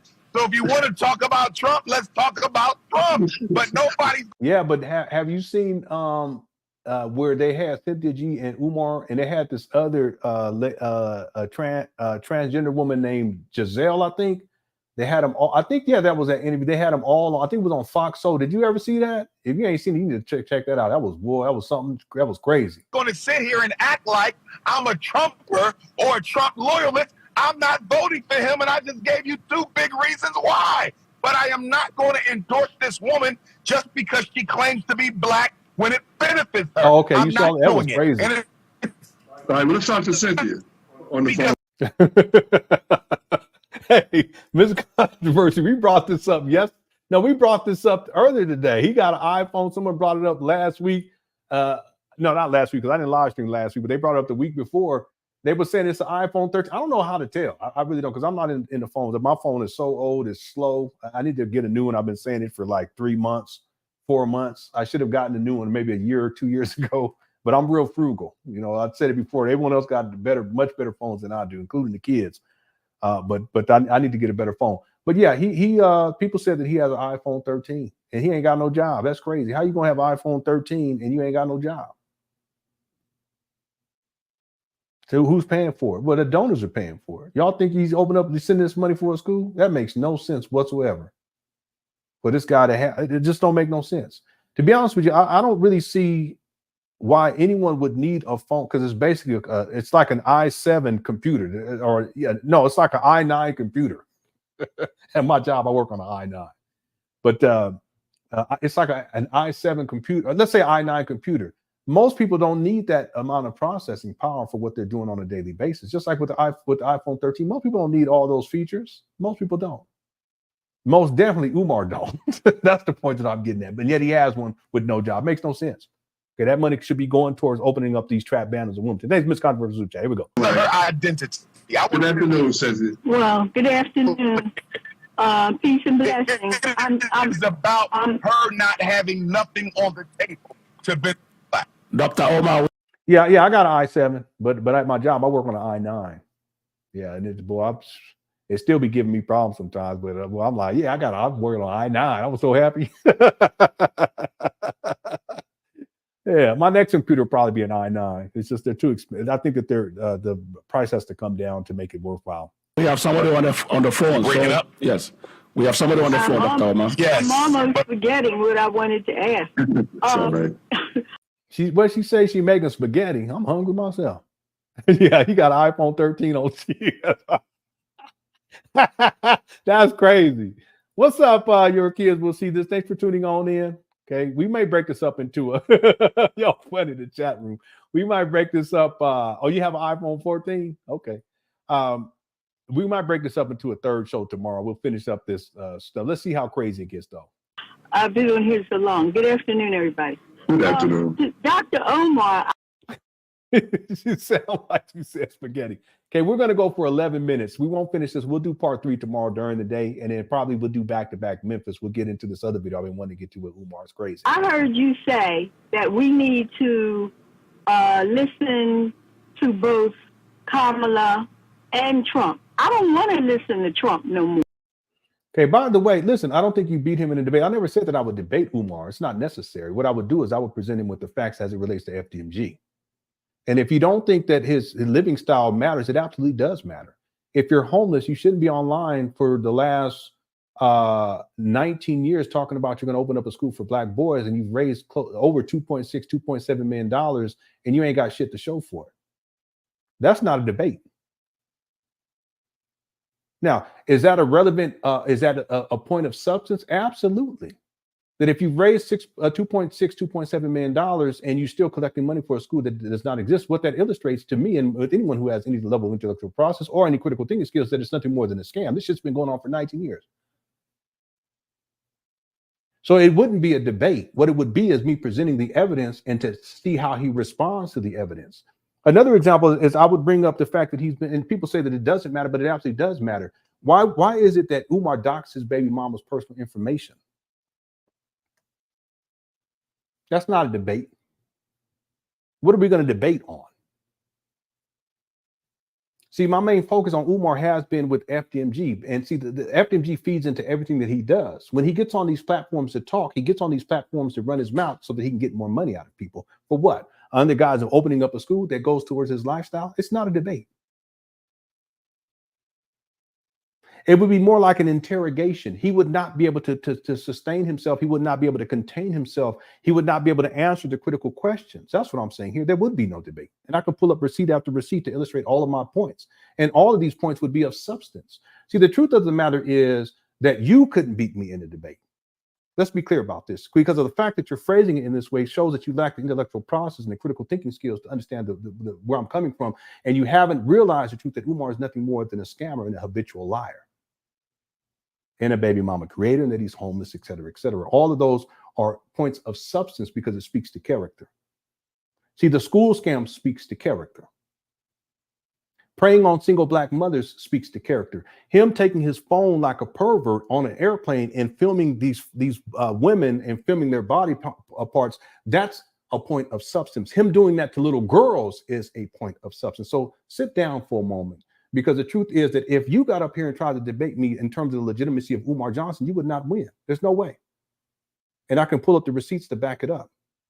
Everything that I say here can back it up. And anything that you would say to refute, I would just provide the evidence based upon the receipts that I have. You would not be able to. There's no way. There's no way. Because the fact that you're even here mentioning this and speaking in these terms proves that you lack the proper intellectual process, because you still believe Umar is some sort of a savior and that he's legitimate. No, he's a charlatan. He's a scam artist.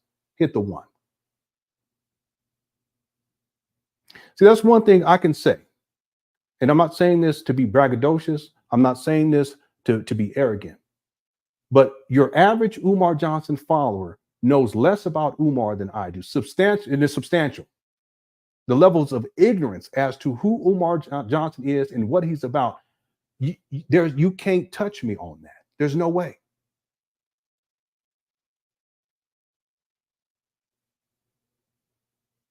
See, Secret W, if I asked you, when did Umar first conceptualize FDMG, you probably wouldn't be able to give me the correct answer. If I told you, when did he start first collecting donations for the St. Paul school scam, you probably wouldn't be able to tell me.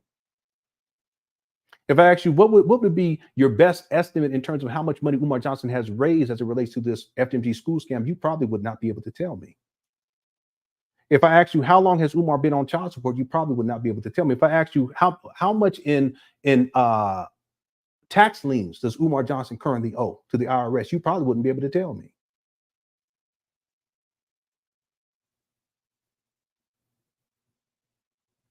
And I go on and on. So how is it that someone who knows less about Umar than I do can tell me that somehow I would lose in a debate where in a debate format would not be the issue? And it wouldn't be an issue. That would not be my approach. It would be an interrogation.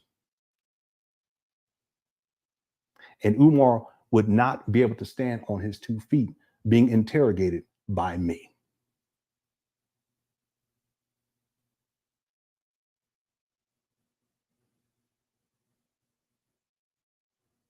Let me apologize to people because I don't want this to come off as if I'm being arrogant or braggadocious, because that's not my intent. I'm stating facts here. Notice too that I'm not getting belligerent and yelling and screaming like Umar Johnson, but I guarantee you that if Umar Johnson ever came up here and went through this interrogation process, it wouldn't be no debate because there's nothing to debate. It's silly for you to phrase it that way. No disrespect. But understand that if Umar ever did that, he would not be able to hold his own. And I have all the receipts. Okay. And again, I want to apologize. I hope I'm not offending you, Secret W. I'm hoping that you Umar Johnson followers are not offended. I hope I'm not coming off as if I'm being braggadocious or that I'm being arrogant or that somehow I'm intellectually superior to, because that's not my intent. And I don't think that way. I do know one thing. I know more about Umar than 99.9% of you Umar Johnson followers, and you can't touch me on that. Statement of fact. Let's move on.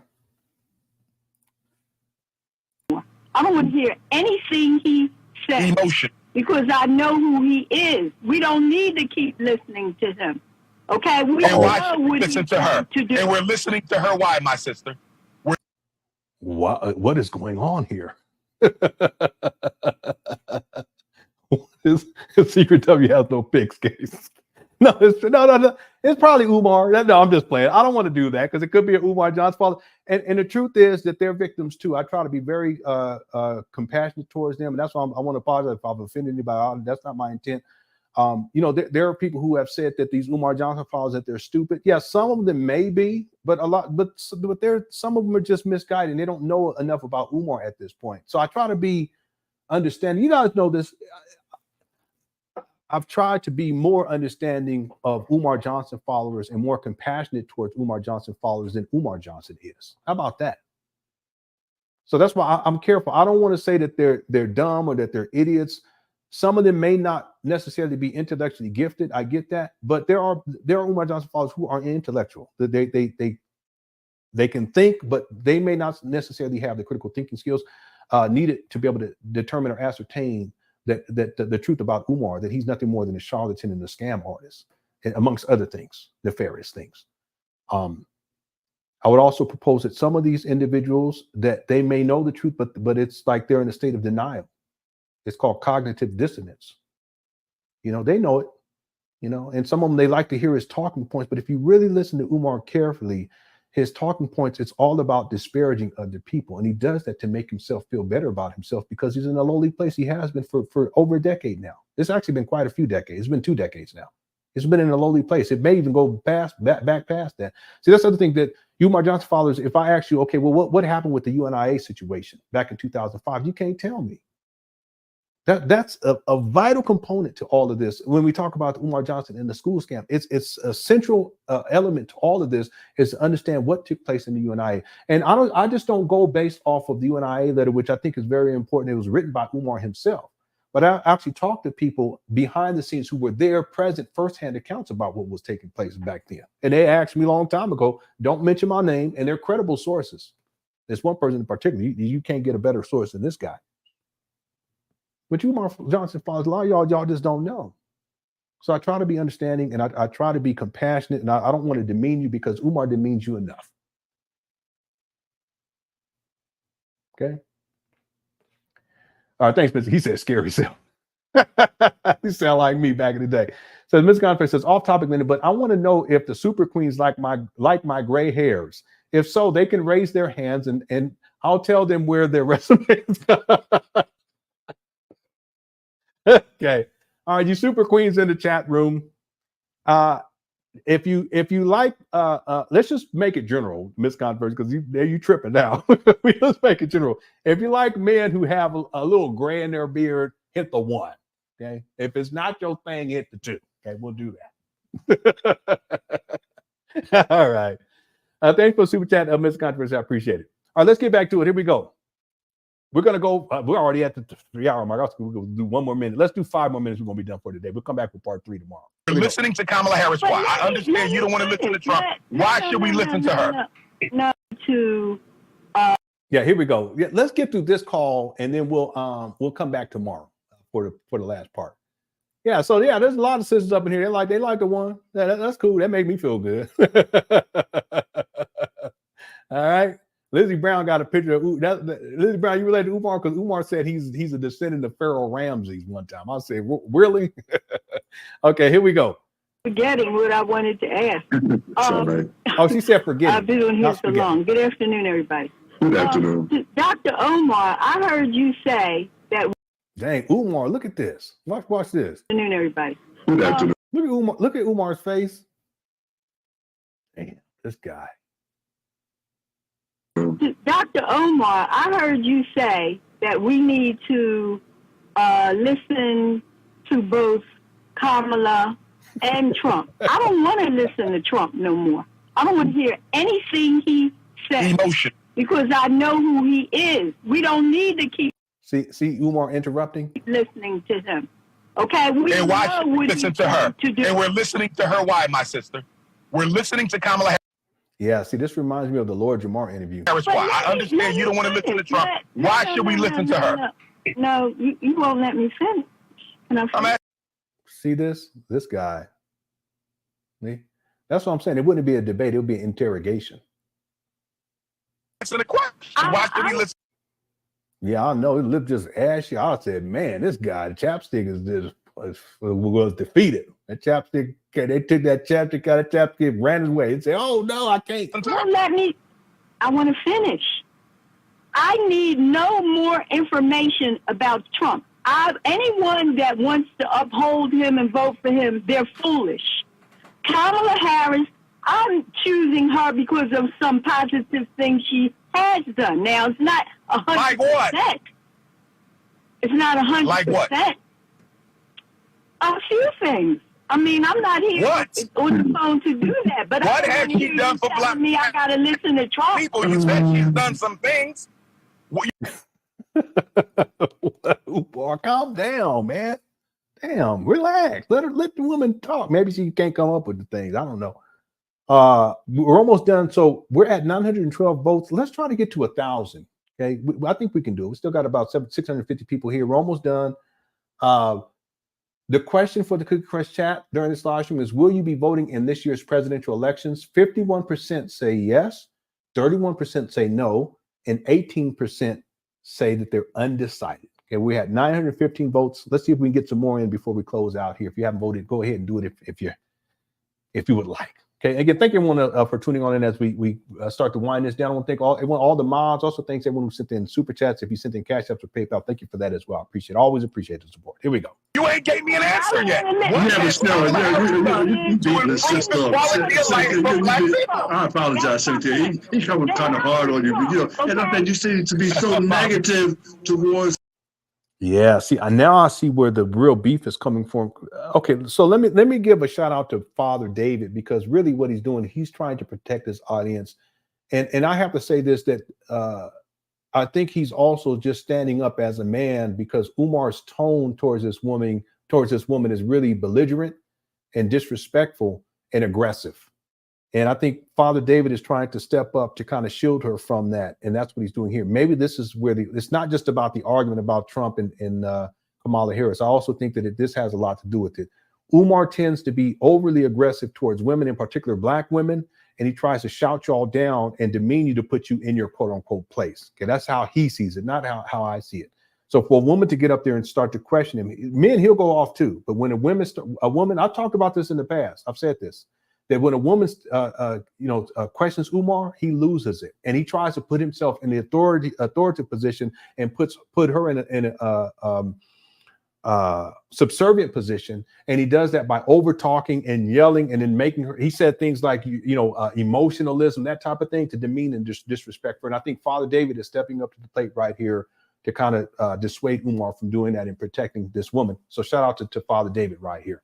Yeah, I know Umar he's very aggressive. He's like a wildebeest. I know he has no respect whatsoever, none, and it's so unnecessary too. It's so unnecessary. Hold up, wait a minute. I seen a Jose.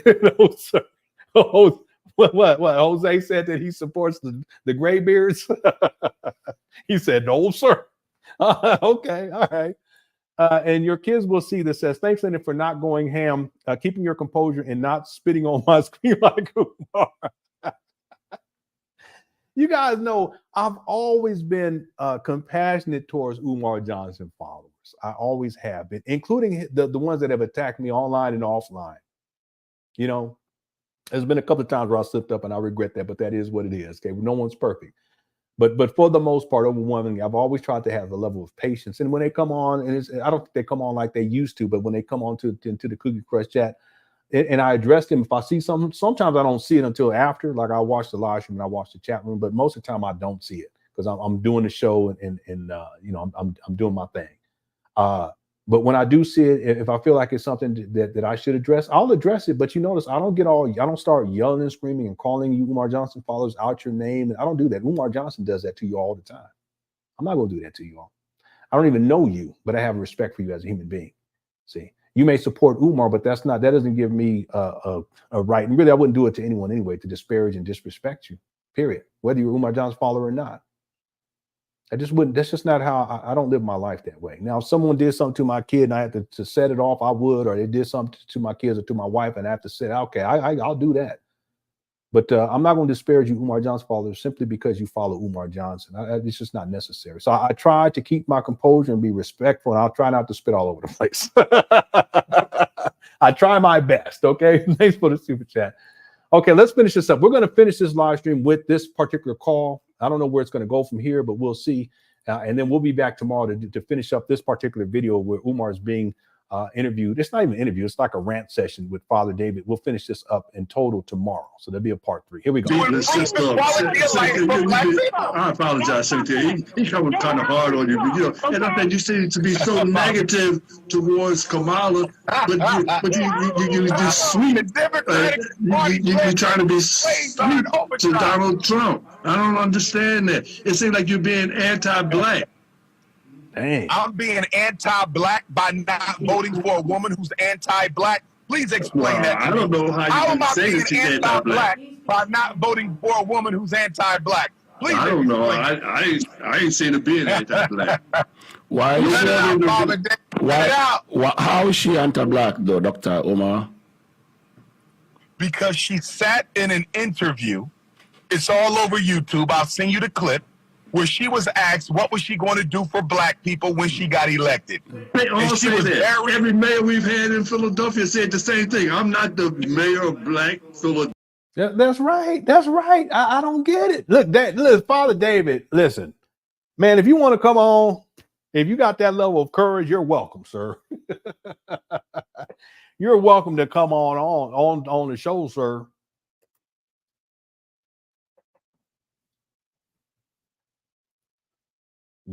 Father David, this is the first time I've ever seen Father David. I think he had it in him, but I don't think that he just, but at this point, he knows that it's a school scam. So he's like, you know what? Fuck, I'm going to go ahead. I'm going in. Yeah, he is agitated, but he handling it. He handling the business. All right. Here we go. Philadelphia, John Street Stadium, all of them say it. Barack Obama says the same thing. Said we're not going to do anything. She said we're not going to do anything just for black people. Those are her exact words.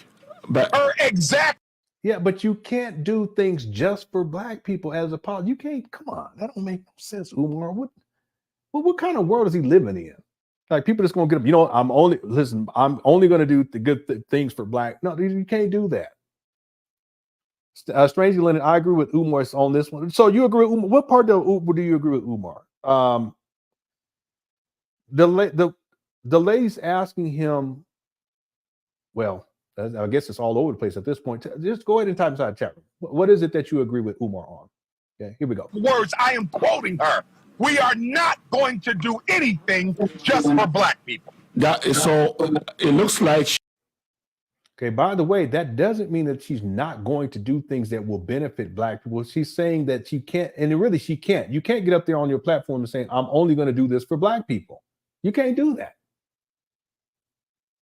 She was talking, Dr. Omar, you were talking about not as being emotional, but it looks like you're defending white supremacy. You're defending white supremacy. No, let me be clear, Trey. I have yet to hear a politician get up and say, hey, listen, I'm only going to do this for white people. I've never heard any politician say something like that. Maybe they have. Not in recent history. Okay, maybe, I don't know, maybe back in the early 1900s or some shit. I've never heard a politician get, and they run on their platform, they say, I'm only going to do this for let's say, Asians. I've never heard that. I'm only going to do this for Latinos. I've never heard that. Now, if it's out there, someone please share it with me. I've yet to hear that, because see, the idea with politics is that you want to get the most amount of votes that you can. So to get up there and say, I'm only going to do this for black people, and then you exclude all the other people, that's going to be problematic, because black people only represent a certain percentage of the population, and even less percentage in terms of voting power. You're not going to win that way. You see what I'm saying? All right. I'm trying to see Mr. Controversy, what he disagreed. Well, because she's colored. Oh, so, well, we were talking about this earlier. So what you disagree with is, or what you agree with Umar is that she is colored, but Umar stated that she's not. He was, well, I don't know if he said that she's not or that she is, because he called her earlier. I don't think he was here earlier. You can make sure you check this out. Check the live stream after it's archived. He was saying that she's an octoroon or something like that, or I don't know what he said, something crazy. I said, what in the world?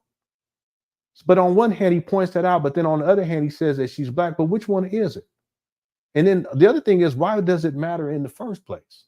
See, it's weird and it's convoluted, because on one hand, Umar alludes to this idea that she's not black, but then he alludes to the idea that she is black. And because she is black, she should be for black people and doing things specifically for black people. But it's a contradiction. You see what I'm saying? It's so convoluted. I don't even think it's clear in Umar's mind. It's definitely not clear to me. I'm like, what are you talking about? You're alluding to her not being black, and then you allude to her being black, and because she's black, she has a responsibility to black people, and part of that responsibility is to do these things specifically for black people. And yet she's an octoroon, or whatever Umar called her. Now, is she colored? Is she black? Now, color is another thing, though. Color doesn't necessarily mean black these days. So, is she colored? Yeah, she got some skin color, but I know some Italians that got their skin colors is darker than hers. It's funny. Sometimes I'll be seeing people that are white, they be classified as white, and I'll be seeing their hair and it's all thick, and then I can tell. I say, wait a minute, you probably one of my distant cousins. Anyway. Let's finish up here. They won't say it, Lenon, but they do through policy. I can concede that. I can concede that point. But the idea of expecting a politician to say, while they're running for an office, to say, I'm specifically going to do this for white people or for black people or for any person, it's just not going to happen. And maybe it has. I'm saying in modern times, okay, maybe it has. Someone, please, if you have some receipts on that where Biden says, I'm going to do, this is what I'm going to do for white people specifically. I've never heard or seen anything like that. Okay, maybe, again, y'all listen, I'm open to being educated on this. I'm open to that. And in fact, I haven't made a commitment to it, but I'll be thinking about it to do a show on politics, and it'd be called, I don't know anything about politics, educate me, or some shit like that. Okay. And we'll do it through the elections, and that'll be it. Because after that, I don't want to deal with it, because I already know how people are. Shit. I don't want to deal with it. All right. Thanks, Mr. Controversy, for super chat. All right, let's finish this up, and then we're gonna move on. We'll close out the show. Makes no sense. All black folks are in different financial classes. How would that work? Umar always speaks like we are in the 1900s. No logic. No, not logical at all. Yeah. It's this term that I've heard people use, and I've used it a couple of times, but that black people are a monolith, that we're all one thing, and that's simply not true. It's not true at all. We're all different. We all have different financial classes, different religions, different, hell, you can even say ethnic groups for that matter. Y'all really want to get into that? Because African American is an ethnic group, but is Latino African American? See? Some people say the Latinos are white, but then there's also Afro Latinos. Are those Afro Latinos white? Well, let's not get into that, Black Will. But you see my point. It makes no sense. All black folks are in different financial classes. How would that work? It wouldn't work. Umar, he really tries to minimize everything. You know, the truth is that the way that Umar conceptualized black people is that we're all poor and we're all in the hood and we're all destitute. That's how he sees black people. But you know why? Because that's who he is. It's projecting. And that we don't have any intelligence, and that we don't have any emotional control, and that it's all emotions. Well, he's talking about himself. It's called projecting. That's one of the fascinating aspects of Umar, is that oftentimes when he's talking shit, he's just talking to himself in the mirror, but he projects that onto everybody else. Key component to understanding Umar. Umar Johnson follows. That's one of the things you have to understand about Umar, to really get with why it is that he's the way that he is and why he speaks the way that he does. Really, it is about his level of self-hatred, but he projects it onto everyone else, including this idea of race. See? He has so many hangups about race and skin color and skin tone and this type of thing. He has so many hangups about that. See? And that's childhood stuff. You guys go, well, I don't even want to get into that, but I can pull up a picture and show you exactly what I mean. I ain't gonna do that. Thanks, Black for super chat. Okay, let's finish it up. Here we go. You ain't gave me one reason why we should vote for her yet. Or him. Neither one of you have given me a single reason why black people should vote for Kamala Harris. You want Donald Trump, but you ain't got a reason for this. But you don't say that. You don't say either or. We got Wes on the phone line on Southwest Philadelphia. Good afternoon, Wes. Wes said he ain't in this mess. Can you hear me? Good afternoon. Yes, I hear you. Can hear you. Okay, I wanted to direct my comment specifically to Dr. Umar, if I may. And Dr. Umar, as a black man who lives here in Philadelphia, I am an elder, and I simply want to say to you, I appreciate the fact that you speak, act, and walk as a black man, and that you do so unapologetically, because there seems to be a concerted effort across the country right now to force black men to stand in line, to get in line, and to sort of get on board with everything we're being told. You're asking them to deny reality right in our faces as we're being deprioritized. Oh boy, you're being devalued. This guy sounds like he's crying or something. But you know, Umar, when he talks about black people, it's all to disparage black people. You see this? The level of cognitive dissonance is incredible to me. Listen here. Deprioritized. oh boy, you're being devalued and you're being put. Yeah, but see, that's what Umar does. He devalues black people at every single turn.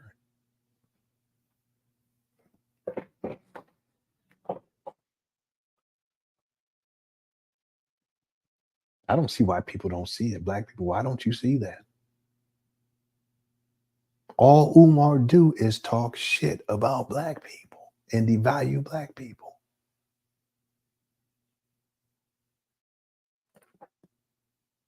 Pushed aside by other people who have not made similar contributions to the United States. They're being given things in your face. So thank you for standing up. That we thank you, Wes, so much for that. Father David's like, I don't want to hear all that shit.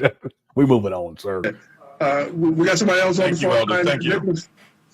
Okay, who we got on the phone line? Good afternoon, caller. Good afternoon. What's your first name? Where you calling from? My name is Mary, and I'm calling from Jersey. Hey, Jersey. And I'm sick of listening to Umar. Umar, let me talk. Okay? First and foremost. As Dr. Umar, it's the Dr. Umar. Oh my God. Oh my God. What have we gotten into? What? I need to water that plant. What have we gotten into?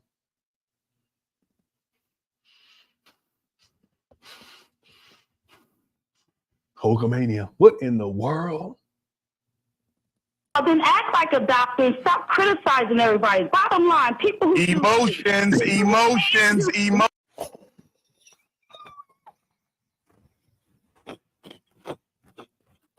Here we go. We're going to end it right there. We're going to end it right there. We're going to come back tomorrow and finish this up, family. But let's listen to a couple more seconds. Here we go. Non-emotional strategic thinking. Hater. You are a black woman. Or emotional, my sister.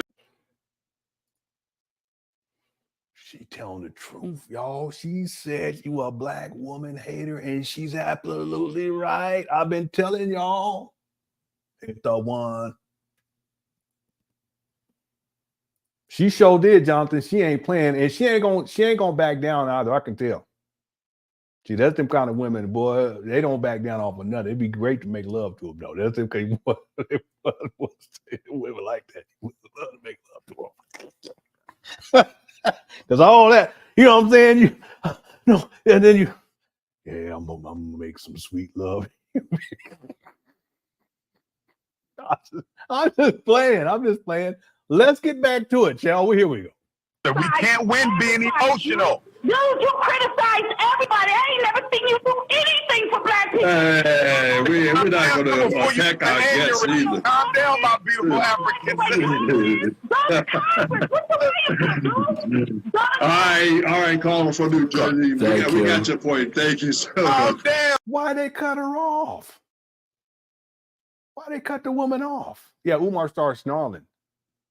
She was going in. Let me hear that one more time, and we're going to be done for tonight. Walk. Did not react. Yeah. Sweet love. You know what I'm talking about. Especially when women get mad and stuff. Boy, I just can't wait to make love to you. That's all I gotta say. You mad at me? I apologize. Well, I'm gonna make love to you so good. I'm so sorry. All right. Stop. Right in our faces as we're being deprioritized. Oh boy, you're being devalued and you're being pushed aside by other people who have not made similar contributions to the United States. They're being given things in your face.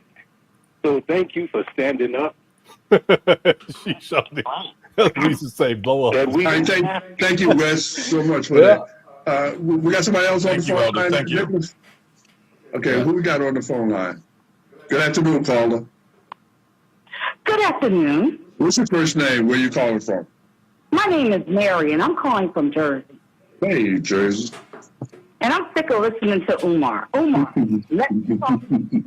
Okay? First and foremost. As Dr. Umar, it's the Dr. Umar. Well, then act like a doctor and stop criticizing everybody. Bottom line, people who emotions, non-emotional strategic thinking. Hater. You are a black woman. Or emotional, my sister. We can't win being emotional. Dude, you criticize everybody. I ain't never seen you do anything for black people. It's so true, though. Now, she's upset, but she's telling the truth. And Umar's upset, too. He lied. See?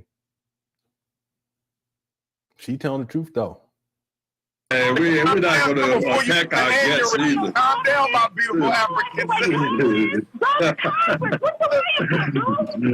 All right, caller from New Jersey. I wish they let her talk a while so I can hear more of what she was saying. Yeah, we got your point. Thank you so much. Calm down, Queen. Because, you know, I don't want nobody attacking our guests. Like I don't want nobody attacking our callers. And you have seemed to be mighty emotional yourself today, Dr. Umar. We all are. Because we're going to leave it right there. Wow. Father David. Listen, if you're on Team Father David, hit the 1.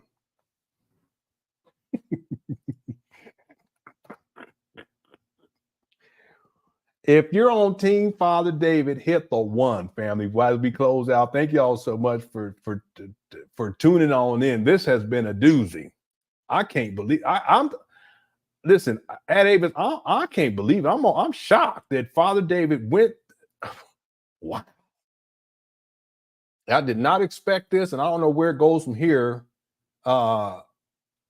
But Father David is really stepping up to the plate. I know he cut her off and all that stuff, but he's telling the truth. Yeah, Umar want her number.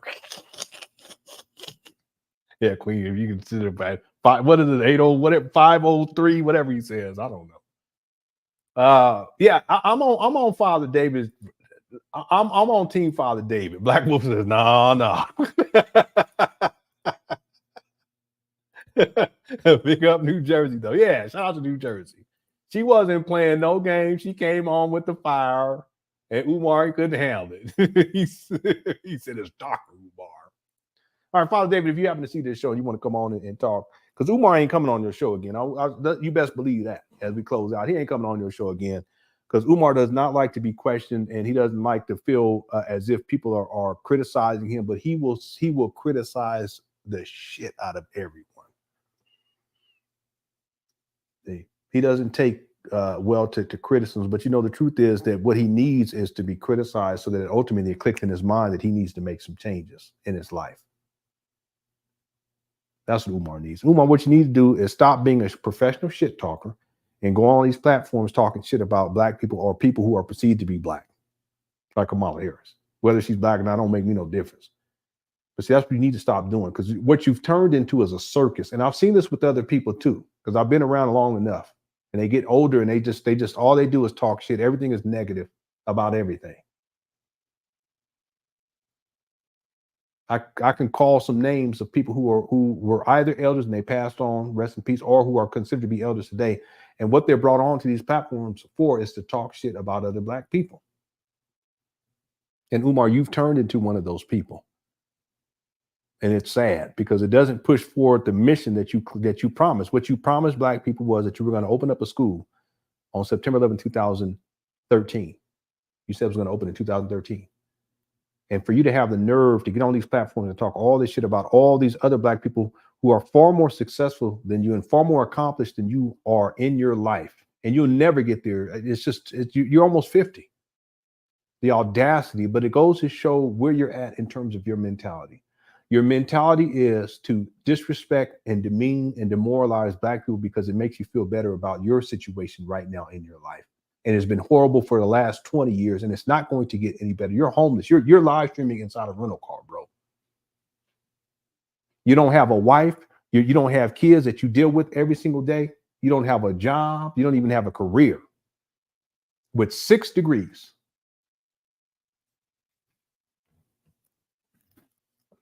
I've been trying to tell y'all, and I've been trying to tell you, Umar, I've been trying to tell you so that you would realize that it's time for you to turn your life around, but you don't listen, you're hard-headed. And if you ever came up on here, there will be no debate. There's nothing to debate. It will be an interrogation, and you wouldn't last 3 minutes, sir.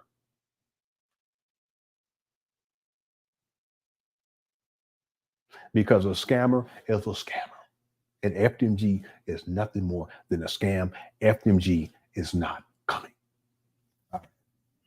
All right, thank y'all so much for tuning on in. We'll finish this up tomorrow. We'll do the last, I don't know, it's probably about, no, actually it's about 20 more minutes. We'll do that tomorrow and we'll finish up with this. And then if time permits, we'll do another live. It'll be during the day, but if time permits in the evening time, we'll come back and we'll start a whole new video dealing with Umar Johnson. There's a couple of videos I've been wanting to get to, and we'll get to that tomorrow evening if time permits. If not, we'll get to that on Wednesday. The other thing too is if you're a member, I'm going to be setting quite a few of these these public videos to members only, and I meant to do it last night, but I'll do it tonight after this live stream is over with.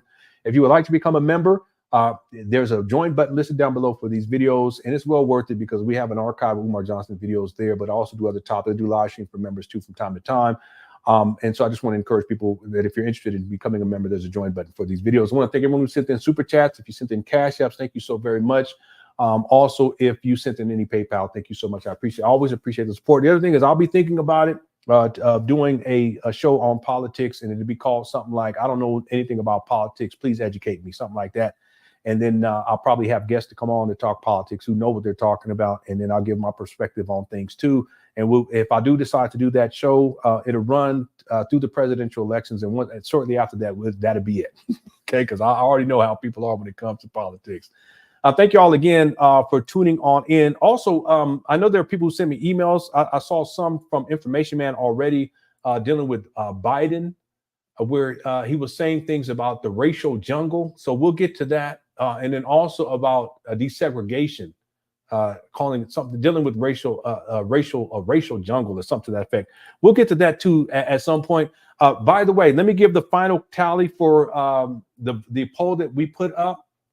And the question, and if you guys don't mind, we're at 996. So if we can get 4 more votes to get to 1,000, and then I'll read the final tally, and then we'll close out the live stream. Okay, let's do that because I want to make sure that we get to 1,000. And while we wait for those 4 final votes, let me just pull up an intro or outro video for the live to close out the live stream. Well, let me see if it even comes up. It may not even come up. Let me just see. Here we go. Okay, and we're at 997. We need 3 more votes. If we get 3 more votes, people.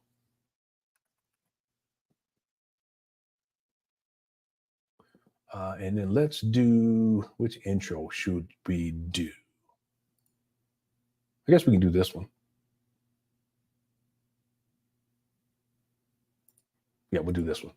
Okay, we're at 998. We need 2 more votes real quick before we finish this up. Will you be voting in this year's presidential election? Okay, we got 999. It went down to 998. Now back to 999. We need 1 more person to vote, and then we finish up. I'll end the poll. There we go. We're at 1,000. Okay, so the question is, will you be voting in this year's presidential election? 50% of the Cookie Crush audience who voted, it's been 1,000 votes so far, 1,003, 1,004. 50% say yes, 31% say no, and 19% say undecided. Okay, so it looks like the 50% out of 1,000 of people here, 500 people, that they're into the voting. And so therefore it might be good to do a show, and it wouldn't be an ongoing show, but we'll do a show for the political season, as it were, to deal with politics. Okay? And thanks everyone for voting. Also, thanks to everyone inside the Cookie Chat for tuning on. And thanks to the mods for handling business, everyone who support the show during this live stream. You guys are definitely undefeated. Here we go. Let me say this. Let me stretch my back.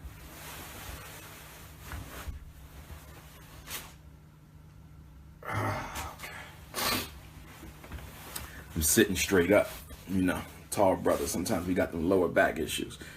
Okay. The loosey goosey. You the loosey goosey. You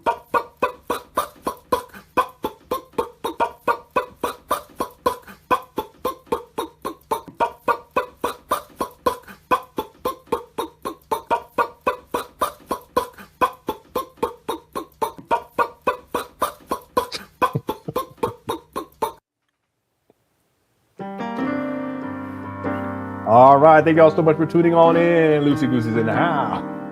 Let me stop. Thank y'all for tuning in. Okay. FDMG is coming. FDMG is coming. FDMG is coming. It's coming.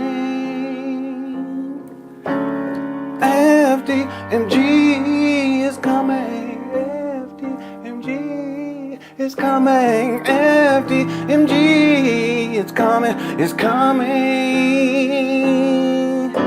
It's coming. It's coming. It's coming. It's coming. It's coming. It's coming. It's coming. Oh, it's coming. FDMG is coming. FDMG is coming. Thought his personality be twerking. It's twerking.